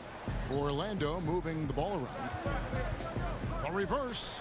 Here's Carter-Williams. Lays it up off the glass. Carter-Williams has got the lead up to 5 now for Orlando. And for a guard, Carter-Williams has a lot of size, and he uses it well, especially in the post. Johnson left side. No good that time, so Orlando will take it the other way. Following this one, they get to host the Hornets. That game will conclude a 3-game homestand. Really like the quick decision-making of Fultz there, Kevin. Excellent at surveying the floor for the open teammate. And the number 1 pick in 2017, Markelle Fultz out of Washington. 6'4". Clark, you think he's more of a point guard or a 2? Well, you know, at Washington, Kevin, I thought he showed the ability to score and assist at a high level. Coming out of college, I thought he had a chance to be really dynamic in both areas. Time will tell if that's the case, but I think playing the point could take some of the pressure off of his shot as he regains confidence in that part of his game. And the combination of his quickness and soft touch around the rim really allows him to pull off shots like that. A lot of players don't have the reverse in their arsenal. And now the Timberwolves on the break. Lets it go with a 3. Score the basket, his second of 2 attempts. That's a nice play, getting the separation he needs for a clean look. And you look at him, he's given up an awful lot of size in that matchup, so he needs to have the ability to create separation. Good to see a player going all out when the game's this tight. You know, G.A., he knows what his job is. Patrol the offensive glass. You know, that time I thought he did it with authority. Tremendous putback at a time when they really need it. And really, it's been a major aspect of their offense in the early stages here. Their success working the ball inside and getting points from close range. The Timberwolves trail. Here's Culver, and that one goes long. The Magic have gone 3 of 7 shooting the ball here in the second quarter. There's the call on James Johnson. That's his first foul. So a new group on the floor for Orlando. Some changes for Minnesota. Now about 3 minutes gone in the second quarter of basketball. Augustine passes to Gordon. Rebounded by the Timberwolves. Tough loss coming against the Rockets in the last game they played. Yeah, I mean, on the road, their defense was just overrun. Couldn't match the intensity of the opponent, and it cost them. And you know what, guys? It just seemed like they never really had the kind of energy necessary. They just weren't comfortable on the defensive end. Sensational ball movement there. When you pass the ball like that, good things happen. And the young Timberwolves head coach, Ryan Saunders, son of former Minnesota coach Flip Saunders, about as great of a pedigree you could ask for as a young coach. Well, guys, you've heard me talk about the DNA when it relates to players. It's the same with coaches. I mean, Ryan has grown up seeing his dad coach at a high level, the late Flip Saunders, one of our favorites in the business. He spent his whole life around basketball, so he has a great way with players and a real good understanding of the game, to a modern-day approach for a young coach. And they keep hammering away at him inside, forcing the ball into the paint. It's stolen by Hernan Gomez. Down low, Okogie, and he uses both hands to jam it in. Exactly what you want from your point guard. Nice dime to the open teammate by Russell. Beasley comes with the double team. Vucevic with the bucket. They've settled into a nice groove offensively here in the second. Yeah, and that field goal percentage zooming upwards is now above 50%, which is pretty strong. Really nice job moving the ball around that time, picking apart that defense. And Fournier kicks to Gordon. He feeds it to Vucevic, and he makes the bucket, gets the whistle, and now a three-point play chance here for him. Man, that's just an example and display of strength from Vucevic. I mean, just overpowering whoever's in his path. Timberwolves trail by 6. Here's Beasley, and it's Beasley finishing it off. Oh, just solid on the one-handed slam. And guys, when it's a tight ball game like this, he's the guy they want with the ball. Somebody you can count on. He is an extremely reliable finisher. But they'll get another chance. Here's Vucevic. Tough sequence there. They just couldn't get it to fall. Boy, that defense smothered him in there. Love the intensity. And that'll do it for the first hit. It's the 2K Sports Halftime Show. It was a closely contested first quarter for Orlando. They saw their lead grow to a high water. And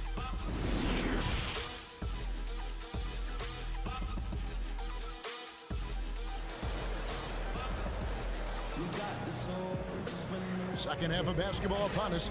We may be in for an exciting finish based on how close of a game it's been so far. You know, Vucevic, guys, has been exceptional. Man, he's been running wild on him through that first half. Absolute dynamite on offense. And you know what? I'll be interested to see just how much he's got left in the tank. That first half had to take a lot out of him. And so in the game for the Timberwolves, Malik Beasley out there with Russell. Then it's Karl Anthony Towns. And it's Okogie in at the 3, the small forward. You know, the Timberwolves made Karl Anthony Towns their franchise cornerstone going forward. Cat signed a 5-year deal worth $190 million, and really it's not even a question. He's the present and future of this team. And Towns drops them both.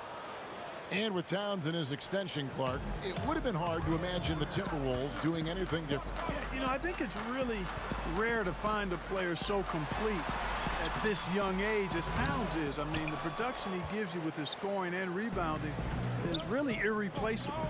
Now, here is Hernan Gomez. Following the miss by Aaron Gordon, drains it from beyond the arc. Not sure what the defense was thinking. I mean, you can't leave this guy open from deep. Here's Vucevic. And the layup's good off the glass. Vucevic has got 11 points. Well, that's just strength there. That's what we call weight room. The power of Vucevic on display. Beasley, the pass to Hernan Gomez. And it's blocked by Gordon. Russell against Augustine. Gordon. And it's Gordon finishing it off. Great pass that time by DJ Augustine. Here's Okogie to the paint. And foul on the shot, so he'll get a chance at the line. Do you think on average rookies are having a greater impact on their teams now than in decades past? I really don't think so, Kevin. You can go back and look at the numbers historically. Every draft class usually has 6 to 10 rookies that have a significant impact on their respective teams. And of those 10, perhaps 10 or 12, maybe only a few are going to be on playoff teams just because of the nature of the draft. I don't really think that's changed tremendously over the decade. Now here is Augustine after D'Angelo Russell's miss. Augustine, no luck. Timberwolves have gone 2 of 4 here to start the second half. Passes it to Russell. Fournier pulls it down. It does not get much easier than that, but somehow he came up empty there. From 6 away, here's Augustine, and it's good, 2 points. Augustine's got his second basket. You know, Augustine is a scoring point guard. He's crafty, but he's highly skilled, and he knows how to put the ball in the hole. 7-foot shot, and the pass to Okogie. Beasley in the post. Pass to Towns. Great D that time from Vucevic. And that is a textbook example of how to defend your rim. And you know, guys, I love his fight and grit on the interior. I mean, he never lets a shot go uncontested. Now here is Augustine. 5 points in the game. And it's Vucevic missing. The Timberwolves trail. And now the Timberwolves on the break. Beasley for 3. Rebound by the Magic. Fournier's got his 4th rebound with that last one here tonight. Magic moving the ball around. Gordon, no good on that one. Towns with the defensive effort. Not much falling for him this quarter, guys, and you can sense his frustration. Fultz, he's checked in for Orlando. Minnesota also making some changes. Johnson, he's checked in for Hernan Gomez. And Culver's subbed in for Malik Beasley. Well, Towns has such a nice, smooth-looking jumper, capitalizing from the mid-range there. And one thing the Wolves have done well over the past few seasons, taking care of the ball. Yeah, you know, they squeeze it well. Low turnovers can be a double-edged sword, though. If you don't make many mistakes, maybe you're not being aggressive enough. And the dunk by Towns. Towns attacks the basket with such a ferocity and never give up attitude. I love that about him, guys. And Fournier kicks to Fultz. And here's the fast break. Russell leading the way. Okogie inside the 3-point line. Good, and it's Russell picking up the assist. Okogie's got the lead up to 4 now for Minnesota. No stopping him there. Jams it in as he's fouled. Chance now for a 3-point play. That one's on Johnson. Aaron Gordon is no pushover. Far from it. I mean, with the ability to knock down shots despite contact, this young fella's impressive. Mohamed Bamba, he's checked in for Orlando.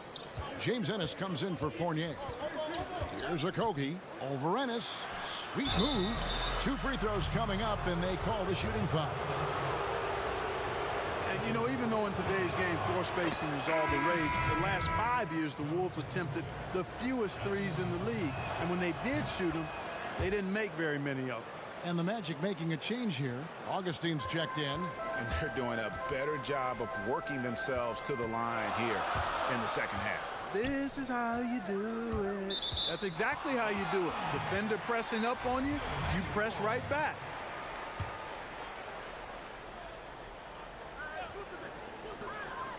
Right side, Gordon.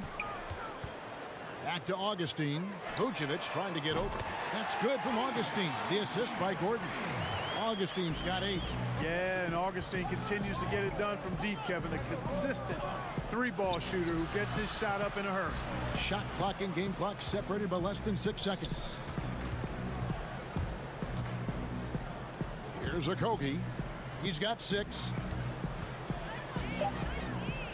The Timberwolves need to get a shot off here.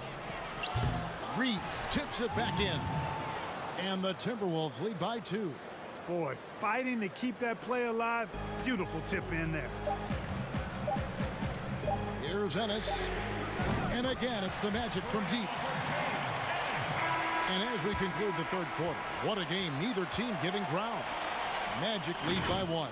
And we're just moments away from the start of... And let's take this chance now to show you the State Farm assist of the game. Yeah, and I like the fact we get to see this pass one more time. A magnificent feed, and you love to see your off guard taking over the playmaking duties with this much skill. Yeah, platinum level dime dropping there, fellas. Accurate and on time. And I know I speak for all of us when I say I can't wait to see what kind of finish awaits us here in the fourth quarter. At the 4 and the 5, we have Gordon and Vucevic. Fultz is out there with DJ Augustine. And it's Ennis in at the 3. That's who's out there for Orlando. Beasley dishes to Johnson. And he could not get that one to go. A lot of contact, and he'll go to the line for 2. Yeah, I like that they haven't lost their aggressiveness here in the second, despite being down. That's exactly when you need to be aggressive, Greg. You know that. I mean, another good job, though, of drawing contact and getting to the free throw line. Gordon, the pass to Vucevic, and it's blocked. They retain possession. Back to Gordon. Vucevic finds Gordon, and they have their chances. 2 offensive rebounds, but they still come up empty. Here's Okogie, and he makes no mistake on the slam dunk. Well, as we move into the fourth, it's been an even game. Guys, teams have exchanged the lead 5 times thus far. Fultz, the pass to Vucevic. Back to Fultz. Tries a 3, and again it's Orlando with the 3. Man, I like the quick catch and release from Fultz. A confident shooter who's ready to fire as soon as he catches it. To the middle. Plenty of space. Reed misses. My goodness, how about that miss? I mean, that's 2 easy points that they just given away. Back to Vucevic. Dishes to Gordon. And there's the whistle. 3-second violation. Here's what the Minnesota Timberwolves have lined up on their schedule. On Friday, they'll be facing Steven Adams and the Oklahoma City Thunder. And then on Saturday, they'll be playing against LaMarcus Aldridge and the San Antonio Spurs. And guys, one thing about road trips like this one, they'll be seeing this as a chance for the team to come together. It might be a bit of a silver lining for a trip that doesn't always provide a lot of success. 3-on-3. And it's Johnson that time on the assist by Beasley. And now a 3-point Timberwolves lead. Let's look at the energy stats, how the hustle game has been going for the Timberwolves. Defensively, they played with a lot of energy, and the steals we've seen are a result of that aggressiveness. They haven't haven't wasted time getting the ball up the court tonight either, and it's resulted in a lot of fast break points. Vucevic with the bucket. Boy, those finely tuned offensive skills possessed by Vucevic, punishing the defense, putting on a clinic. To the right side. Kogi, the pass to Johnson. Terrific assist, a nice finish. Solid play all around. Yeah, nothing too fancy. Just getting the job done when they need to. Make every possession count. Fultz dishes to Gordon. Pass to Ennis. Some nice ball movement by the Magic. Back to Augustine. Passes it to Gordon. And here's Vucevic. Bucket two. Gordon, the pass to Vucevic. And then Gordon with the dunk. Good to see Gordon coming through with a big basket. I mean, he's no stranger to these high-intensity moments. Beasley outside. Kogi, the pass to Reed. Here's Russell. And the call, and here we go. A coach's challenge has been initiated. We have to now review the personal foul in question. And I think when it comes to some of the more difficult calls to make, personal fouls can be tough. The action is so fast that it's really tough to catch everything in real time. The wonders of technology, Greg. We've seen replay reviews so effectively, and involving the coaches by being able to have a challenge like this is something a lot of people have been hoping for. And so the word is in. They've decided that the call stands as it was made on the floor. And, you know, even if a coach still feels this wasn't the right call, you got to acknowledge the effort being put in to reviewing it. The double checking, and the game continues on. Evan Fournier's checked in for Markelle Fultz. Now let's go to the sideline and catch up with our Hall of Famer, David Aldridge. Hey, guys, I had a chance to find out what Steve Clifford talked about with his players. He told his guys the inside game is working, so stick with it. It means posting, slashing, getting to the rim, whatever produces these high-percentage looks. Kevin, back to you. Thanks, David. Here's Gordon, and too much time in the lane. They get called for the 3-second violation. You know, guys, sometimes that just happens, but you don't like to see it when the game is this close. For Minnesota, they've gotten 4 of their 6 shots to fall so far here in the fourth. A pretty nice efficiency there. Beasley. Good, and the assist goes to Russell. That's 7 points for Beasley. Terrific imagination, creativity. Russell, already one of the league's more intriguing playmakers. And Augustine kicks to Gordon. Feeds it to Vucevic.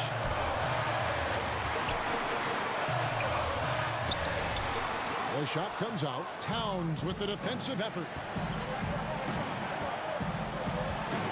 Russell against Augustine. To the inside. It's stolen by Vucevic. Oh, here we go with Gordon. Nobody back. Fournier, that's for 2. Offensive rebound, and it's put back in by Vucevic. And Vucevic is really good about playing nerveless basketball. In other words, he's not going to let anything bother him. He's under control, he's calm, he's composed, and he's confident. And that lets him deliver when it matters most.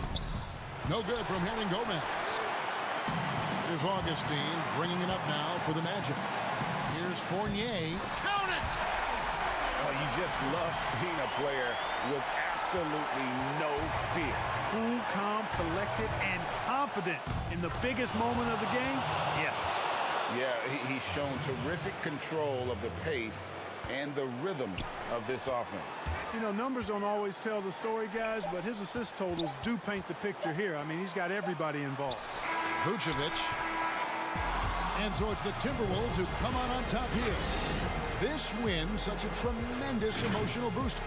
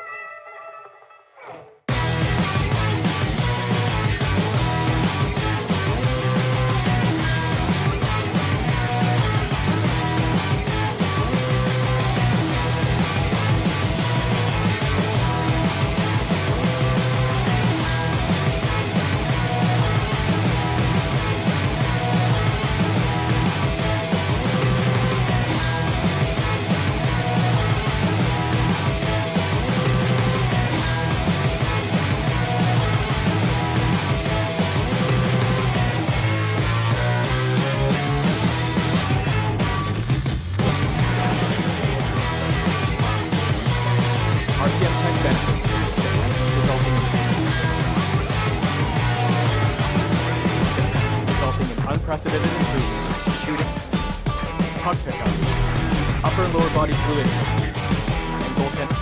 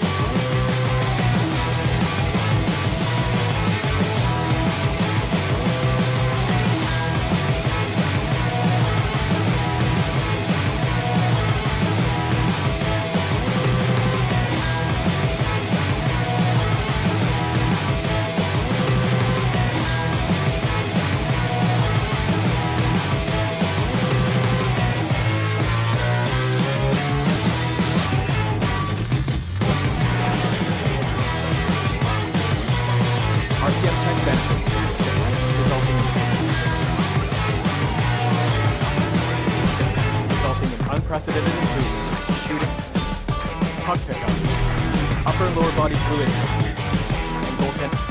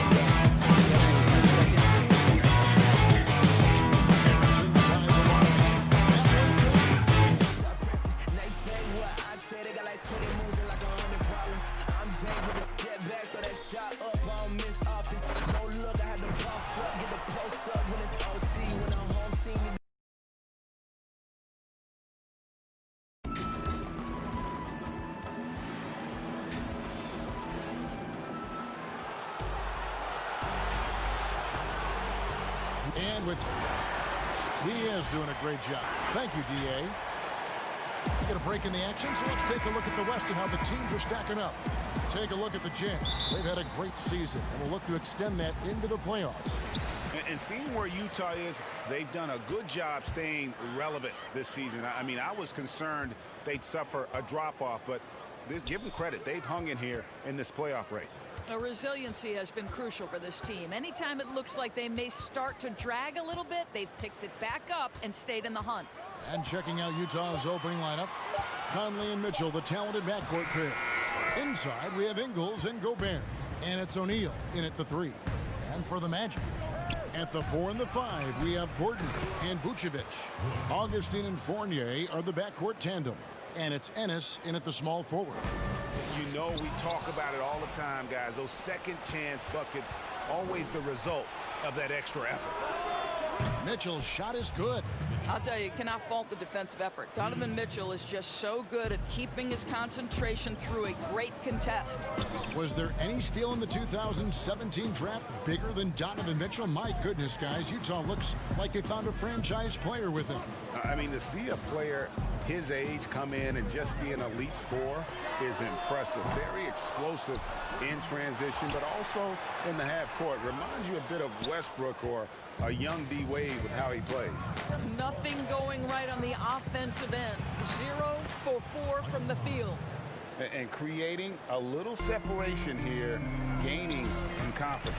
Well, if you continue to execute at both ends, you can build on this lead. Now, here's Fournier. Scoring-wise, he's definitely making his mark. Right now, he's averaging about 19 points a game. Over in the corner, Conley. Back to O'Neal.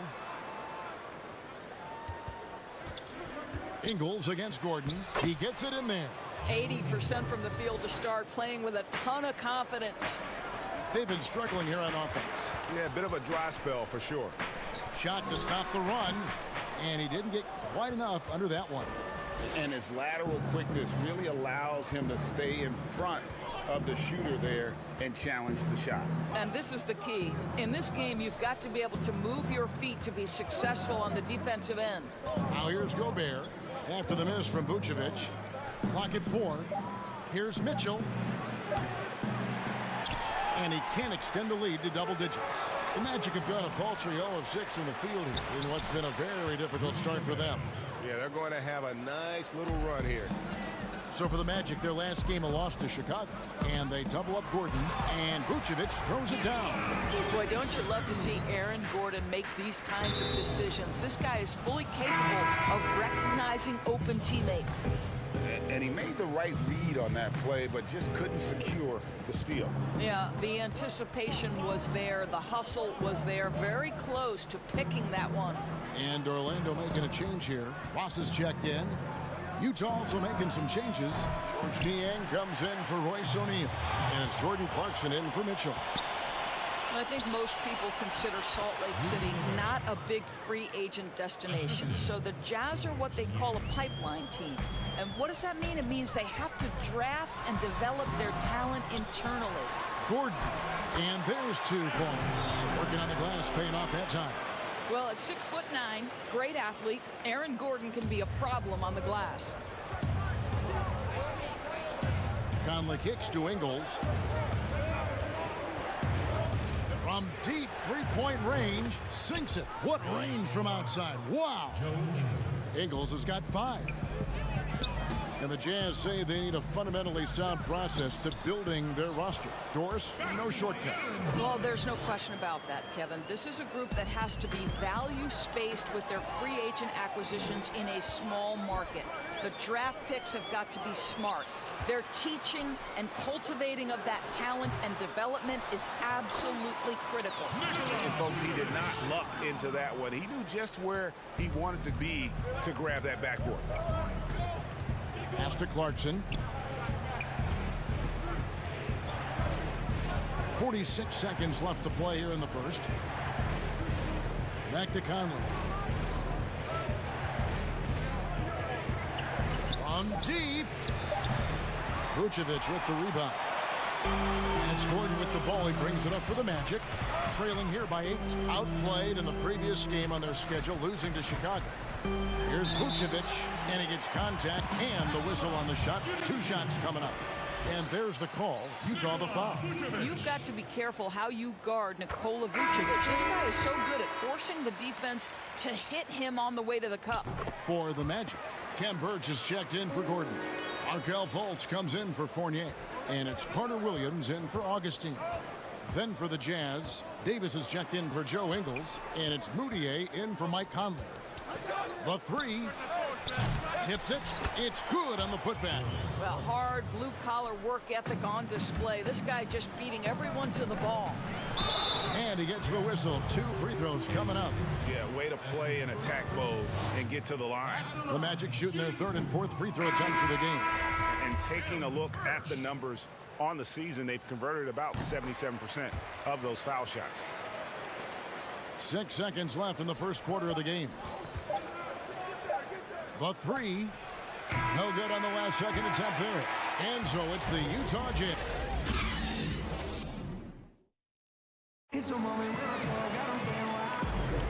Welcome back, everyone. It's Noche Latina in the NBA as we resume action. And guys, from what we've been watching with the Jazz, what are you guys seeing out there?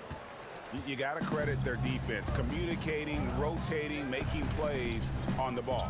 Yeah, I think they wanted to come out of the gate strong, and they have. They've taken the early lead here.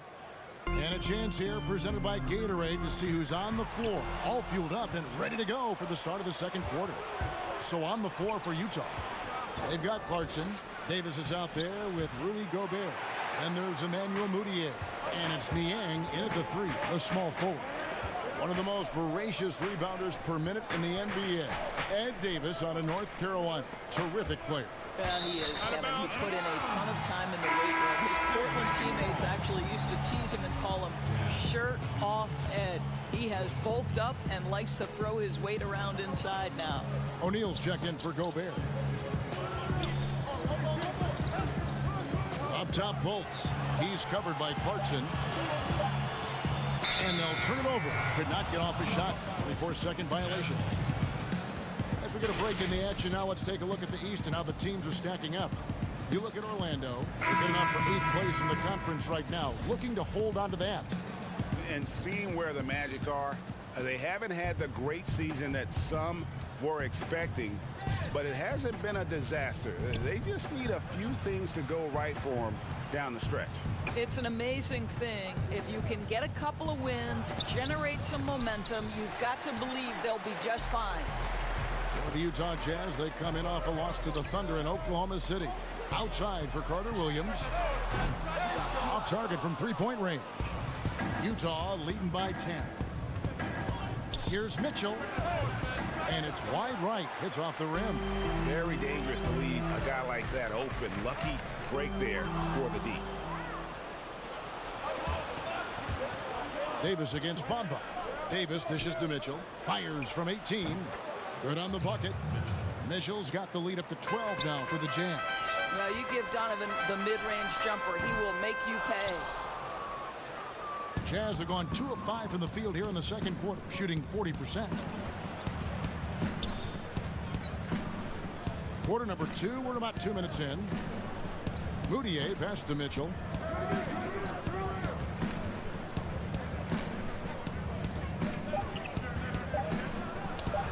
And Utah again with the bucket. It might be the end of the regular season, Doris, but tonight's game has postseason implications. What's better for an NBA team late in the year than to have a great test with a highly competitive group you're looking opposite? So obviously you want to play tough, meaningful games in preparation for the playoffs. This is going to be great. Playoff atmosphere, you're right. And so it's Utah here with the ball. After the Magic pick up 2. And he's fouled pretty hard on that shot, but he's got the chance to pick up the points at the line. Let's let's remember that Donovan Mitchell's first love was baseball. His father played in the minors, coached in the majors. Donovan himself was a star player in high school. It wasn't until he broke his wrist that he decided to dedicate himself to the game of basketball. Here's what Orlando's going with right now. Aaron Gordon, he's checking in for Ken Birch. Evan Fournier comes in for James Ennis. And DJ Augustine subbed in for Michael Carter-Williams. Gordon finds Bamba. Nope, not that time. Nothing for two from the field. Jazz leading by 14. Here's Mitchell. Here's Davis at the elbow, Conley. Mitchell wide open. They get it back. Davis on the follow. Oh, big time put back there. What a great motor on this guy. There is no one who goes after those rebounds harder. Bamba. Utah with the rebound. Davis has got 4 rebounds in this game. And Doris, you mentioned baseball where he played pitcher and shortstop. But Mitchell doing just fine, I think, in basketball. No doubt, Kevin. He's come a long way since high school because back then he was a power dunker and defender. But his transformation into an elite offensive player in the NBA, this is just a credit to this young man's work ethic. Vucevic checked in for Mohamed Bamba. And Utah with a change here, too. Gobert's checked in, and he comes up with the deuce. Well, Markelle Fultz continues to develop his floor awareness. Passes like that will create all kinds of chemistry. Augustine against Conley. Mitchell looking it over. From the stripe, connects, the jumper drops. Mitchell's got 11 points. Boy, Donovan Mitchell as a jump shooter, so pure. The try by Vucevic. Fournier passes to Vucevic. With nobody on him, he parries the jumper. That's their 3rd straight make off an assist. 50 seconds left now here in the second. Now, here's Mitchell, guarded by Fultz. No one near Conley as he lets it go. No good on the 3. The Magic trail by 14. No one near Fultz as he lets it go. And good, and it takes a nice bounce off the right iron and down. The chemistry has been terrific. Really impressed with their offensive execution. Conley finds Mitchell. Gobert against Fournier. Gobert the pass to Conley. Here's Mitchell. Vucevic with the rebound. Vucevic has got his 5th rebound in this one. I think he's got to settle down because right now it feels like he's rushing, like he's forcing some shots. This quarter he has been completely bothered. Here's Conley, and they pick up 2. And the Jazz lead by 11. When you allow good scorers to get uncontested shots at the rim, no wonder you're losing. Greg, to me, this is simply stated been a complete lack of defensive attention and focus all night long. Thanks so much, David, and we'll step away briefly, but get you right back out here for the... And now, the 2K Sports Halftime Show. Utah finds themselves ahead after 2 quarters. They lead by 11. And that's a wrap. Legendary baller like Mike, like Will. 96 Impala. And with the second half upon us, we'll find out if this game becomes the route that it's threatening to be. Donovan Mitchell really making a difference here. Man, he's been running wild on him through that first half. Absolute dynamite on offense. Boy, he has been shouldering the load. Aggressive, skilled, talented, and thus far unstoppable. Augustine and Fournier are the backcourt tandem. At the 4 and the 5, we have Gordon and Vucevic. And it's Ennis in at the 3. That's who's out there for Orlando. And it's Mitchell missing. Never easy to stop this guy at the rim, but that is a beautiful contest right there. Outside Gordon. Inside, here's Vucevic. Utah with the rebound. Well, tremendous defensive effort on the interior. That's the kind of contest you want. And it's denied. Down low. Trying to find Augustine. Gets it to him.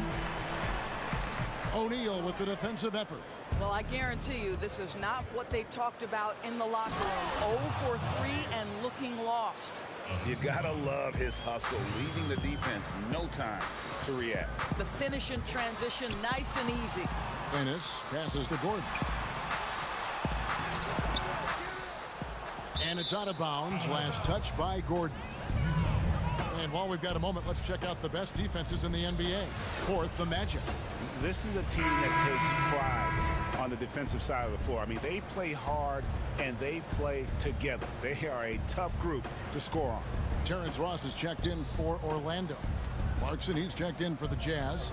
Emmanuel Mudiay comes in for Michael Conley. Well, the Jazz's Quinn Snyder has become one of the most respected head coaches in the league. And think, guys, a player poll even had him ranked 7th among coaches they'd like to play for.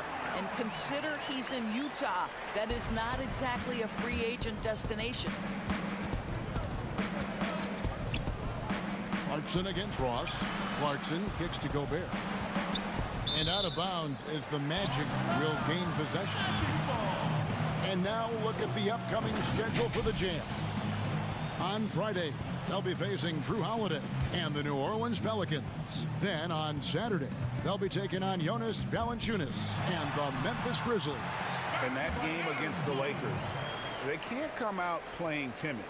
Just because they're facing the top team in the West, you've got to play your game, minimize mistakes, and if they do that, they got a chance at the W. And Doris, what is it, do you think, about Quinn Snyder that gives rise to that respect? Well, you think about it. He played the game at a high level, of course, collegiately at Duke. He has paid his dues as a coach. He's got tremendous intellect for the game. And there's this growth mindset with him. He's always looking at himself. How can I get better? Gobert against Augustine. Ingles, that's for 2. Gobert, and there's Gobert, putting it right back in. Gobert's got 6. I'll tell you, you cannot give Rudy Gobert an inch of space when he's working the glass. This guy excels at using his reach. Vucevic hits the layup after the sweet pump fake to freeze the D. Well, the problem is they haven't gotten production from any other spot, but right now this guy is cooking. Here's Clarkson, and that one good. Clarkson's got his second basket of the night. Well, Jordan Clarkson loves the offensive end, and he's in the flow on that drive. That's nice. And Vucevic kicks to Augustine. Back to Vucevic. Augustine against Mudiay. 6 on the shot clock. From deep three-point range, Augustine no luck. Jazz leading by 11. Pass to Mudiay. He's looking for Ingles and finds him. Rebound by the Magic. Gordon's got rebound number 5 here tonight. Well, Doris, you look at Joe Ingles. He's quietly become one of the better small forwards in the NBA. And he is the prototypical don't judge a book by its cover, because they call him slow-mo Joe or average Joe. But dig a little bit deeper. This guy is a quality playmaker and a knockdown shooter. I like that decision right there. Don't try to force a shot inside. Kick it out. Ross passes to Gordon. Ross kicks to Gordon.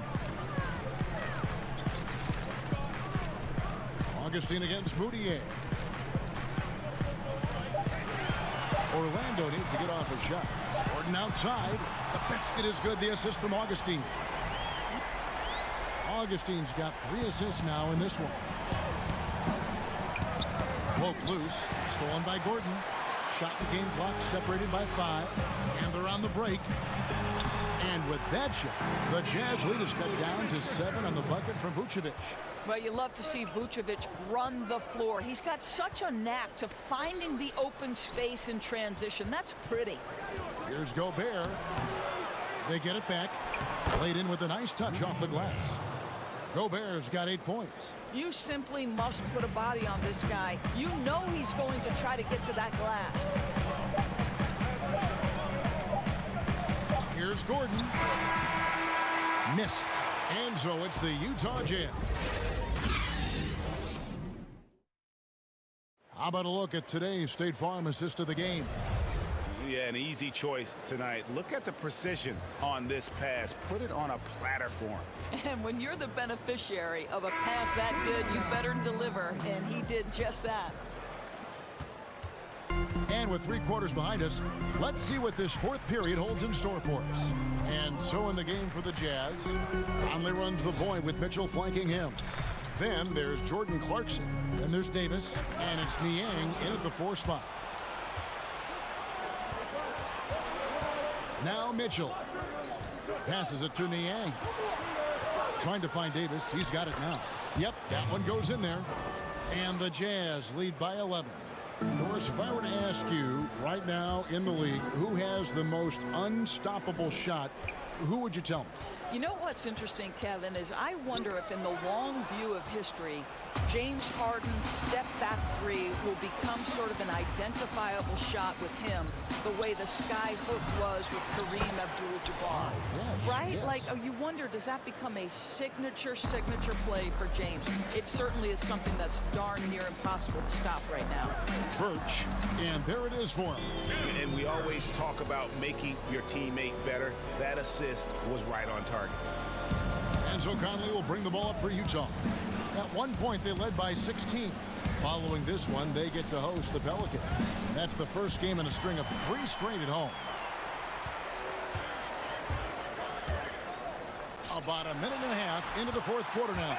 Good work there as it goes. Well, from anywhere on the floor, you've got to be aware of Evan Fournier, even on the interior. Here's Mitchell.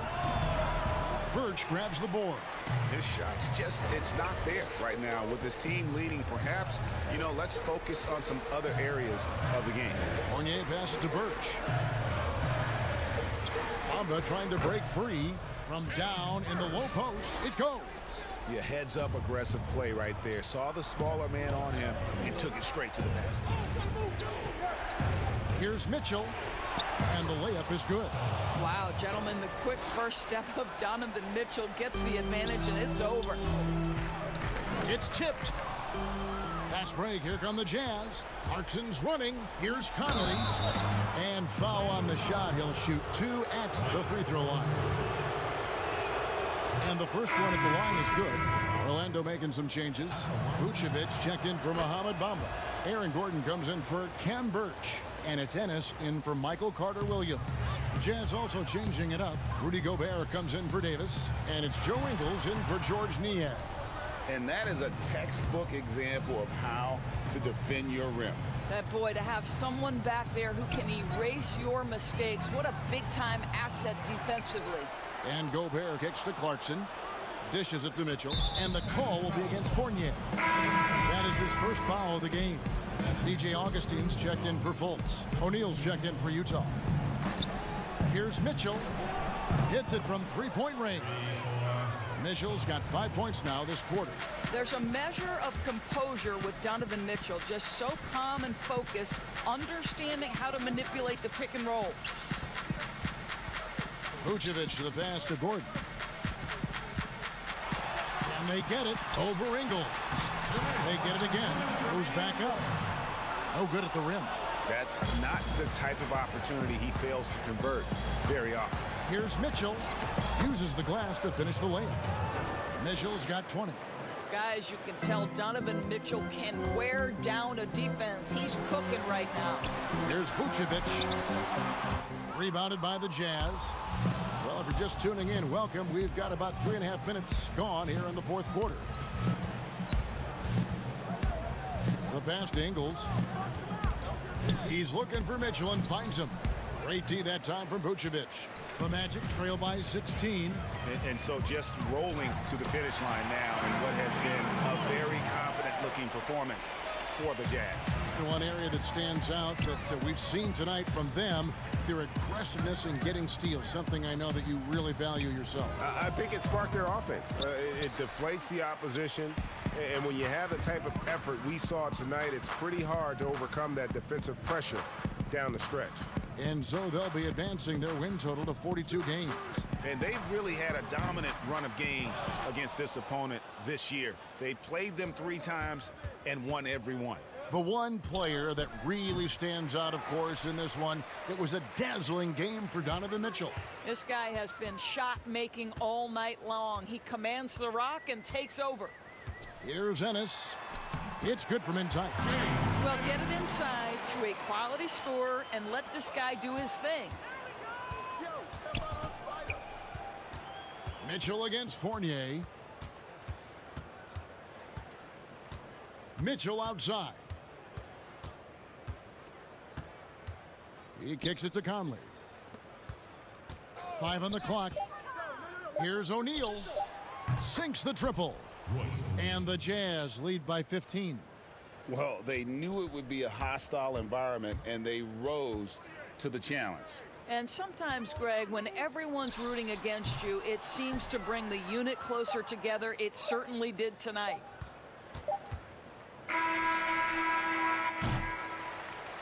And so it's Utah easily grabbing the win. A solid win on the road for them. David, thank you as always. And that about wraps it up for...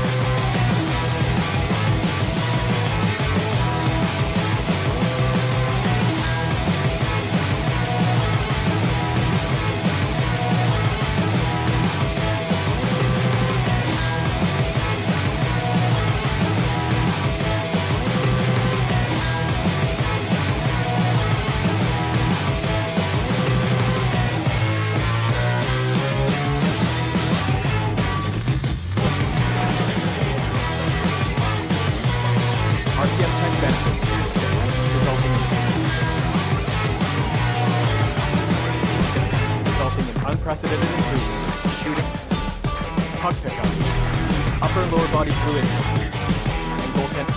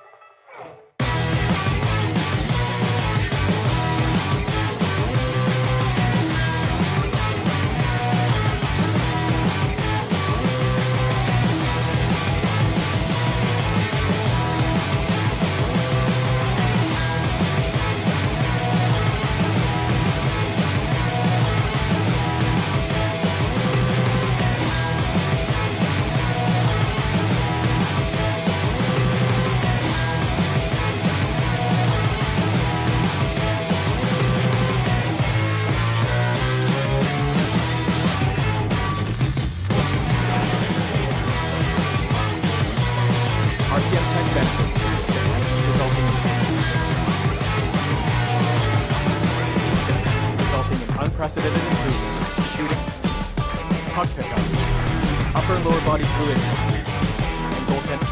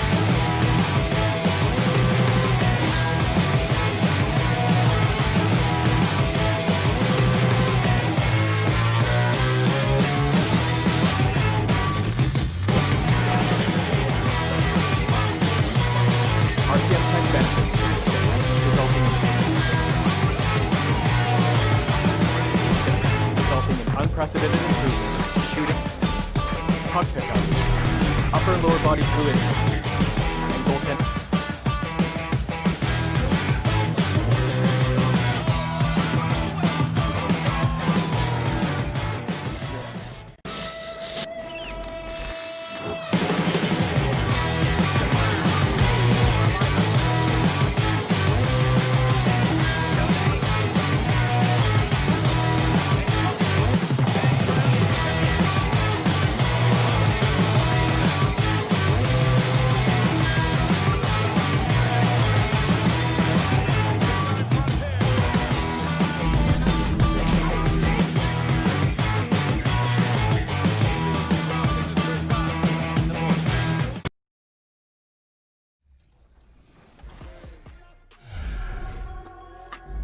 We've been talking so much NBA 2K21, but we wanted to stop and take a moment to thank you guys for tuning in and joining us for 45 episodes in NBA 2K20. We've had so much fun connecting with you all over this past season. So as we put NBA 2K20 to a close, we take a look back at our favorite moments on NBA. The skyline of Orlando seen here during a gorgeous sunset. And a chance to take a look at some numbers for Šarić. And the biggest takeaway when you look at his numbers is how good his three-point shooting has been the past 5 games. He's finding the open spots on the perimeter, and when he's getting good looks, boy, he is not missing. Looking at the starting 5 for the Phoenix Suns. Rubio and Booker, they're the backcourt. Bridges out there with Johnson. And it's Ayton in at the center position. And for Orlando, at the 4 and the 5, we... really heads up there. A play where you locate the best open pass and then you get it there for an easy bucket. Look at all the coaching changes that the Suns have had through the years, and some of these young players have heard a lot of voices. 7 in the last 8 years, and the team's performance has shown that kind of inconsistency with up and down seasons.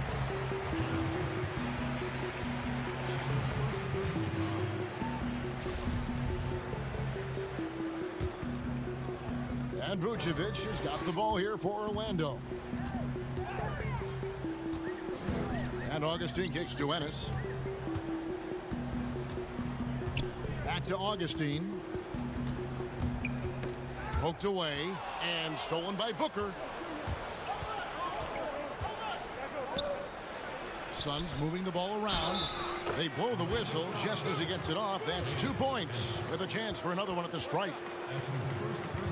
And all the system changes have really affected the Suns scouting department. Really difficult to fill out a roster when you've got coaching changes and philosophies that come about, and some guys simply just don't fit. So maybe they settle in here, find the right guys to do the right things, and get themselves back into the playoffs. That's tipped. And now just over a minute played here in the first. It's good. Well, Booker can mix it up. Once he's got a lane to the hoop, he jumps all over the defense there. Augustine dishes to Vucevic, shakes him. And good. Coming in on the assist by DJ Augustine. Suns have gone 2 of 3 here to start out the game. Here's Rubio. Ayton trying to break free. He gets that one. And a nice job here early of establishing an inside presence. Pass to Johnson. And here is Bridges to the paint. And Ayton throws it down. The big guy going up and trying to rip that rim off. Fournier against Booker. Fournier passes to Ennis. Brent, talk about the length of the season. Commissioner Silver is also considering proposals to shrink the season. What do you think? I think it'd be interesting, and I'm not sure financially how the league goes back from an 82-game season and ticket sales and revenue and television and how they kind of unwind what it is they've agreed to. But 70 games to me in terms of the competition, Kevin, in terms of the elevated play of the star players on a nightly basis, the fact that you probably get stars to appear in every game and not be sat out for load management and things like that, I think overall it'd be pretty healthy. Gordon dishes to Vucevic. Back to Gordon. Vucevic controls the rebound and puts it back up and in. I mean, the stroke looks good. He's moving well out there. What a sensational start to this game. Perfect from the field. Rubio, the putback, and Ayton stays with it. Ayton's so big inside, he turns a miss into an opportunity. Fournier with the ball, now guarded by Ayton. Vucevic down low, working on Booker. Pass to Gordon. Kicks it to Vucevic. Just 5 on the clock. Good for the 5th time in 5 shots. He remains perfect. Feels like the other 4 guys have disappeared at this point. He wants to be the one to get them back. Here's Johnson. Here's Ayton. Second shot opportunity. Inside. Bridges with the steal. And now the Suns a fast break. Ayton wide open. Rebounded by Vucevic. Vucevic has got his 4th rebound in this one. Here's Gordon. And that'll be 2 free throws coming up. Officials on the call with the foul. And one of the more transcendent athletes in the game. Aaron Gordon still has some untapped potential. He could make a big leap. So Orlando going with an almost entirely new group here. Bamba is checked in for Vucevic. Kem Birch comes in for James Ennis. Terrence Ross is checked in for Evan Fournier. And it's Fultz in for Augustine. Fultz kicks to Ross. Down low. Here's Bamba. It doesn't go for him. Suns leading by 5. To the inside. Bamba with the block. And the giant wingspan of Bamba strikes again. Just fantastic at spiking shots in a variety of ways. The Magic shooting their 3rd and 4th free throw shots of the night. And their success rate on the season, right around 77%. No good on that one. Michael Carter-Williams checked in for Orlando. He doesn't get the second one. For Phoenix, they've gone 7 of 13, just over 50% from the floor. Some good looks. Saric, first shot, first basket. He's out of the blocks fast. Yeah, this is what you love about him, the confidence on that mid-range. That's a staple of his offensive attack, and proving once again he can do some damage from that area. And really, when Bamba has this positioning, you got to get it to him. He's a very reliable scorer from there. Saric has the open look. It's hauled in by the Magic. The defense better tighten up on the mid-range. They're much, much tighter. You expect him to make every single one of those. And that was almost a block. Still did enough to alter the shot. Yeah, altering the shot, just as long as there's a miss, that kind of energy not wasted. Offense, the order of the day as the first quarter comes to a close. Suns lead by 5. 2K Sports, back in a moment from the Amway Center.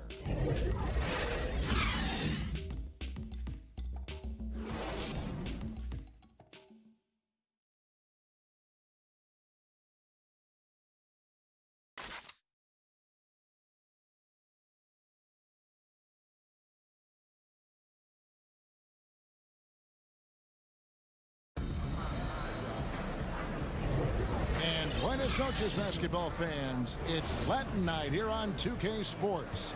And you might have noticed the custom jerseys worn by the players. And from what we've seen, guys, from the Suns, what are you thinking so far? Hey, why take jump shots when you can get your points at the rim? Yeah, that worked wonders for them in the quarter. We'll see what kind of adjustments get made. They've got Bamba. Michael Carter-Williams is out there with Fultz. Then it's Terrence Ross. And it's Birch in at the power forward. That's the group starting the second quarter for the Magic. Here's Kaminsky. A beautiful reverse layup. Kaminsky's got the lead up to 7 now for the Suns. And the combination of his quickness and soft touch around the rim really allows him to pull off shots like that. A lot of players don't have the reverse in their arsenal. Jerome passes to Kaminsky. Connects on the foul line jumper. Kaminsky's got 4 this quarter. To leave a guy like that wide open from range, big mix-up. Fast break, here come the Suns. Here's Jerome. Carter-Williams covering. It's deflected. And there's the whistle. That goes on Frank Kaminsky. That's foul number 2 for him. Second quarter, and we're just over a minute in. Passes to Ross. Knocked away. The instincts on defense on full display there. It was a gamble for sure, but it paid off big time in the form of a steal. We're not going to see that very often. The defense in the vicinity, but still, he's not one to blow layups. Chalk up 2 there. Changing ends quickly. He's rewarded with a high percentage look. Yeah, the defense trying to do their best to slow him down, but when he gets room like that, you got to look out. Ross against Saric. The pass to Jerome. Now Carter. Just 5 to shoot. He kicks to Kaminsky. That's in there. Carter with the assist. 6 points for Frank Kaminsky. Now that's the kind of passing right there that makes a difference. Not just in that possession, but maybe on your play for the entire game. Pass to Carter-Williams. Orlando moving the ball around. And now the Suns, a fast break. Kaminsky leading the charge. Here's Jerome. From 6 feet out, he nails it. And now it's a 9-point Phoenix lead. That's pretty unselfish there. He sees that there's a better shot on the perimeter, and bang, just kicks it out. Pass to Birch. Over Kaminsky. Hits the front of the rim and out. Well, with his touch from mid-range, Kevin, that's almost always good. That won't shake his confidence. Changes up. He takes it up and lays it in. Kaminsky's got 8 points. Moving it around, 8 of their last 10 coming off assists. And the dunk by Bamba. And how about the 9'6" standing reach Bamba has? I mean, it's unguardable this close. Dunks it with such ease. Charge inside. He's guarded by Ross. Charge, that's good. And I need to see some more assertiveness out of these defenders. Right wing. Bamba kicks to Fultz. Out to the right wing. Here's Carter Williams. And misses it off the right side of the rim. Suns leading by 11. Here's Carter. Bamba with the block. 1:19 left to play in the first half. Fultz dishes to Ross. Fultz the pass to Bamba. Here's Birch. Covered by Sharch. Feeds it to Bamba. And contact on the shot, so he'll be shooting free throws here. Well, you talk about physical gifts for the game. Mo Bamba, a 7-footer with the longest wingspan, 7'9½", and that gives him a huge sphere of influence. So Orlando going with an almost entirely new group here. Vucevic checked in for Kem Birch. Gordon comes in for Terrence Ross. Fournier's checked in for Fultz. And DJ Augustine subbed in for Carter Williams. Bridges against Gordon. Here's Rubio. And the 3 off target. The Magic trail by 9. Here's Bamba. Can't connect from short range. And if they're thinking they can get a 2-for-1 here. Yeah, I'm looking forward to what they're going to run here. Got to run a good play. Johnson, a special move before the shot. Johnson's got 5. Beautiful timing, execution, great move to the rack. About 7 seconds separating the shot and game clocks. Outside Fournier. Back to Bamba. The feed now to Vucevic, and it goes down 2 points. He's got 12. Man, this is what you want to see more of from Bamba, making an effort to share the rock. Passes it to Ayton. Back to Rubio. Over Augustine, and it's Rubio. That time on the assist by Ayton. Ayton's got 3 assists tonight. And you see the ability to rise and fire.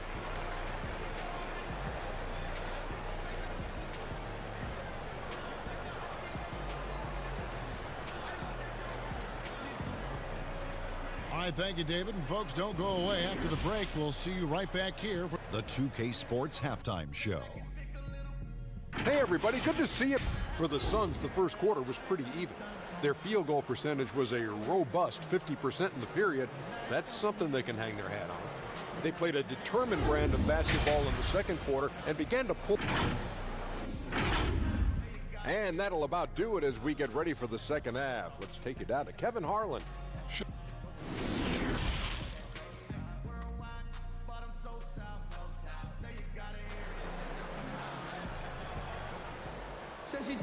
Well, we've got a second half of basketball for you. We think it's going to be pretty good. A big comeback, though, is needed for this game to be competitive, and it probably has to happen quickly. You know, Vucevic, guys, has been exceptional. Yeah, and early on, he has been feasting in the paint, and you have to think they're going to keep feeding the big fella. Oh, man, pouring it on right now, and why wouldn't you? Third quarter action getting rolling right now, brought to you by Gatorade, all fueled up and ready to go. Here's who's on the floor. Setting the floor for the Suns, Rubio and Booker. They're the backcourt. Johnson is out there with Bridges, and it's Ayton in at the center. And the basket by Gordon. Especially in the playoffs, Brent, so much can change when a player gets in a foul trouble. You see the league ever modifying that foul out rule? I know that they do that in the summer league where you can stay on the court for 10 fouls as elimination, but it's a technical every time. I don't see the league doing that. I think it's It's good for the game so that star players or meaningful players, ones that play specifically on defense, they have to have responsibility for what it is that they're doing on the floor. And if they're overly aggressive, you should be penalized for playing that way. And how about that? Coming out to start the half, a perfect 3 of 3. Ennis with the ball. Johnson's there. Gordon dishes to Ennis. Rebound by the Suns. Their next game is at the American Airlines Center in Dallas for a game with the Mavericks. That'll be the last game of their very short 3-game road tour. A nice shot by Booker. Nice pass there to set that basket up. Here's Vucevic. He'll bring it up for the Magic. 17-point game. And Augustine kicks to Gordon. And off the left side of the rim, and it swirls in for him. Gordon's got 4 points now in the quarter. Booker outside. Goes up the baseline. It's hauled in by Gordon. Magic have gone 2 of 3 from the field to start the second half. Right side Fournier. Out of bounds. It'll go to the Suns. And a moment now to look at the year-to-year scoring output and how it has been trending for Saric. And looking at his offensive numbers from the past few years, it seems like teams around the league have kind of figured him out. He's having to work a lot harder for his points, and they haven't been coming nearly as easily as they used to. Catching up on the changes for Orlando. Terrence Ross comes in for Fournier. And Markelle Fultz is subbed in for Augustine. And for the Suns, Aaron Baines, he's checked in for DeAndre Ayton. Saric comes in for Johnson. And it's Carter in for Ricky Rubio. And now, here comes Gordon leading the break. A second chance effort. Shooting foul as the whistle blows. He'll shoot 2 free throws. It goes on Devin Booker. And you know what? You allow a guy to get right to the rim like that. That's your only option. The Magic shooting their 7th and 8th free throw attempts for the game right here. He hits both from the stripe. Suns leading by 13. To the middle. Here's Baines. And foul on the shot. So he'll get a chance at the line. That one on Vucevic. The Suns shooting their 2nd and 3rd shots at the line right here. And they've had really good numbers all season from the free throw line. And the contract structure for NBA first-rounders, 2 years guaranteed, 2 years of team options, qualifying offer. Brent, should we consider changing that up? I think it's working pretty well, Kevin. I think every front office is out there trying to find players out there that are giving you value beyond your contract. And that happens a lot when you're a team that has a first-round pick, 1 through 10, 1 through 20, and you hit on a draft choice. You potentially could get 3 years and sometimes 4 when you have incredible players coming into the league as their first year changing franchises around. But a player that's providing way more value than the contract that they're getting at that time. So I don't see that changing much. It gives teams a long enough time to evaluate the talent coming in. Seems to be working. It does. And the players that prove it are looking at the calendar saying, could I fast forward 3 years? Because I really like to cash in on what I'm doing for you. Huge hole in the defense that possession. He didn't waste any time cutting through it. Carter right side. Here's Bridges. Saric, that's good. Saric has got 8 points. They should continue to get the ball inside. The defense struggling to contain them. Out of bounds, it'll go to the Suns. As we get a break in the action now, let's take a look at the East and how the teams are stacking up. You look at Orlando, they're holding the edge for the last playoff slot. I am sure they'd feel better if they could jump up a couple rankings. And seeing where the Magic are, they've shown me some very good things this season. But that next step, those qualities that could make them true contenders, just haven't been there. Now, you just don't want to sit in the middle for too long. You either want to be competing against the top teams or starting to strategize where you can position yourself for a high lottery pick and maybe turn around your franchise's fortunes. Pretty much all of their buckets coming from inside the paint now. Over to the left wing. 43 seconds left in the 3rd quarter. It's stolen by Kaminsky. Here's Rubio. Fouled on the shot and picks up 2 points. So 1 free throw coming up. Oh, great ball movement there. Evan Fournier's checked in for the Magic. Augustine comes in for Markelle Fultz. And for the Suns, Ayton comes in for Aaron Baines, and it's Johnson in for Bridges. You know, for all the talk about Rubio's passing, I think one thing that gets overlooked is his defense. Both his on the ball and defensive rebounding are very strong for the point guard position. And not the prototype power forward, but he has tremendous athletic ability. And the basket by Johnson. 24 seconds left in the third. There's the pass to Augustine. Vucevic the pass to Ross. There's 10 seconds left to play in the third. Left side Fournier. Here's Gordon. Lays it up and banks it in. Gordon's got 8 points. He's not the reason that they're trailing in this one. He's been on his game. It's a few of the other guys that need to pick it up. And so it's the Phoenix Suns controlling the game and finishing the quarter with a 20-point lead. They've got a big advantage in the turnover stats because... Now let's take a look at our assist of the game presented by State Farm.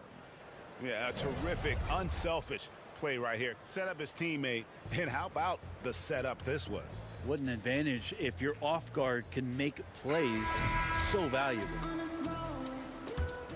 And there may not be a lot of drama down the stretch as we head into the fourth quarter, but stranger things have happened. Augustine and Fournier are the backcourt tandem. At the 4 and the 5, we have Gordon and Vucevic, and it's Ross in at the 3 spot. That's who's out there for Orlando. They are just killing them on the interior. If you were commissioner, Brent, of the NBA, would you add or alter any rules right now? Wow.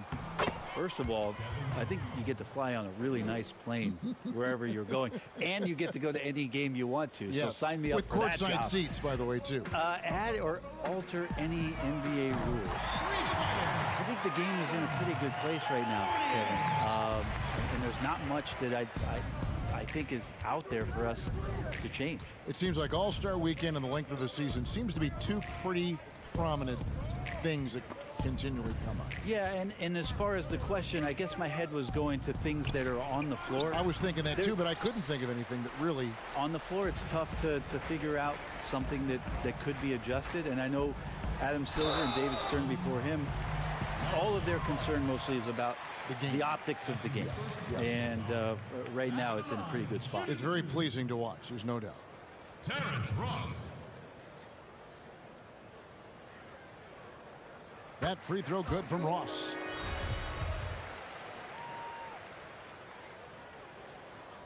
He makes 1 of 2 that time. Suns leading by 20. The drive by Booker. Good. Booker's got 4 points this quarter. Just looks like he's got more feel tonight. Like he's really got a good grip on that ball as he's letting it go. And there's the call on Devin Booker. That's foul number 2 for him. Here's Augustine, out of bounds. Phoenix takes possession.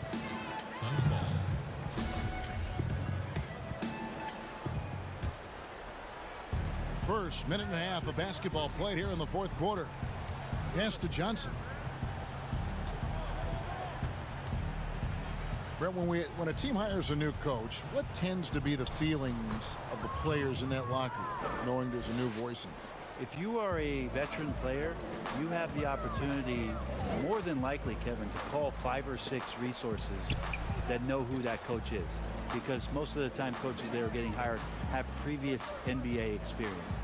If you're a younger player, you're looking at what it is that's being written and said about that coach to try to evaluate how it is that you're going to fit in. The biggest responsibility, Kevin, is that new coach trying to get as many of those players into the facility or at a meeting or at a dinner to have them understand from day one, as soon as possible, what it is that they're about, what it is he's expecting from them, and how it is he's going to go about them. Then all the other things about guesswork, those go away. Right, all about communication. That communication, and communication as quick as you possibly can, that's an important factor. And it's Gordon finishing it off. Oh, and he breaks out the tomahawk. No soft finish there. Pure power. We could feel that one all the way over here. Pass to Šarić. Booker in the corner. Shoots over Fournier. That's good from Booker on the assist by Šarić. 14 points for Devin Booker. Huge night for Booker, and reminiscent maybe of the night in Boston, Kevin, maybe. Fournier dishes to Vucevic. Passes it to Ross. Outside Gordon. Down to 5 on the shot clock. The Magic need to get a shot off here. And it's Vucevic missing. Rubio against Augustine. Count that one. Rubio's got 9 points now in just the second half. And so it's going to end up in the record books as a blowout, a dominating performance for the Suns. This was a team performing to its fullest capability. A hugely satisfying win. A game that not many will soon forget. And on the other side, one that I think most will try to forget. And so the hard work and effort paying off tonight, putting another win in the books. That'll be win number 27. And you could tell they were ready for this one today, guys. There was something extra on the line, and they wanted it. And one of the key components to this victory, if not the biggest, was the incredible performance for Devin Booker. Just really loved his activity level here tonight. Constantly mixed it up, and he threw himself into a lot of plays. Here's Gordon looking to end the run, and contact on the shot, so he'll be shooting free throws here. Now in his 6th season in the NBA, hard to believe Aaron Gordon is still just 24 years of age. Not much older than some rookies coming in. You wonder what his ceiling will be. And when you watch DeAndre Ayton, you really are just floored by how he moves. The amount of speed and agility he has for a player as solid as Ayton is doesn't come around very often. And the Magic making a change here. Bamba's checked in. Carter Williams kicks to Clark. He feeds it to Bamba. Laid in with a nice touch off the glass.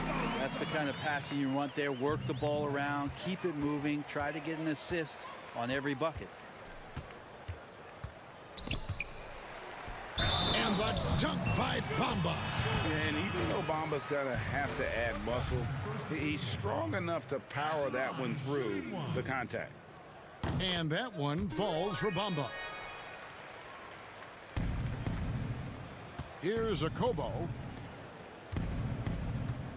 Booker the pass to Diallo. Kicks it to Payne.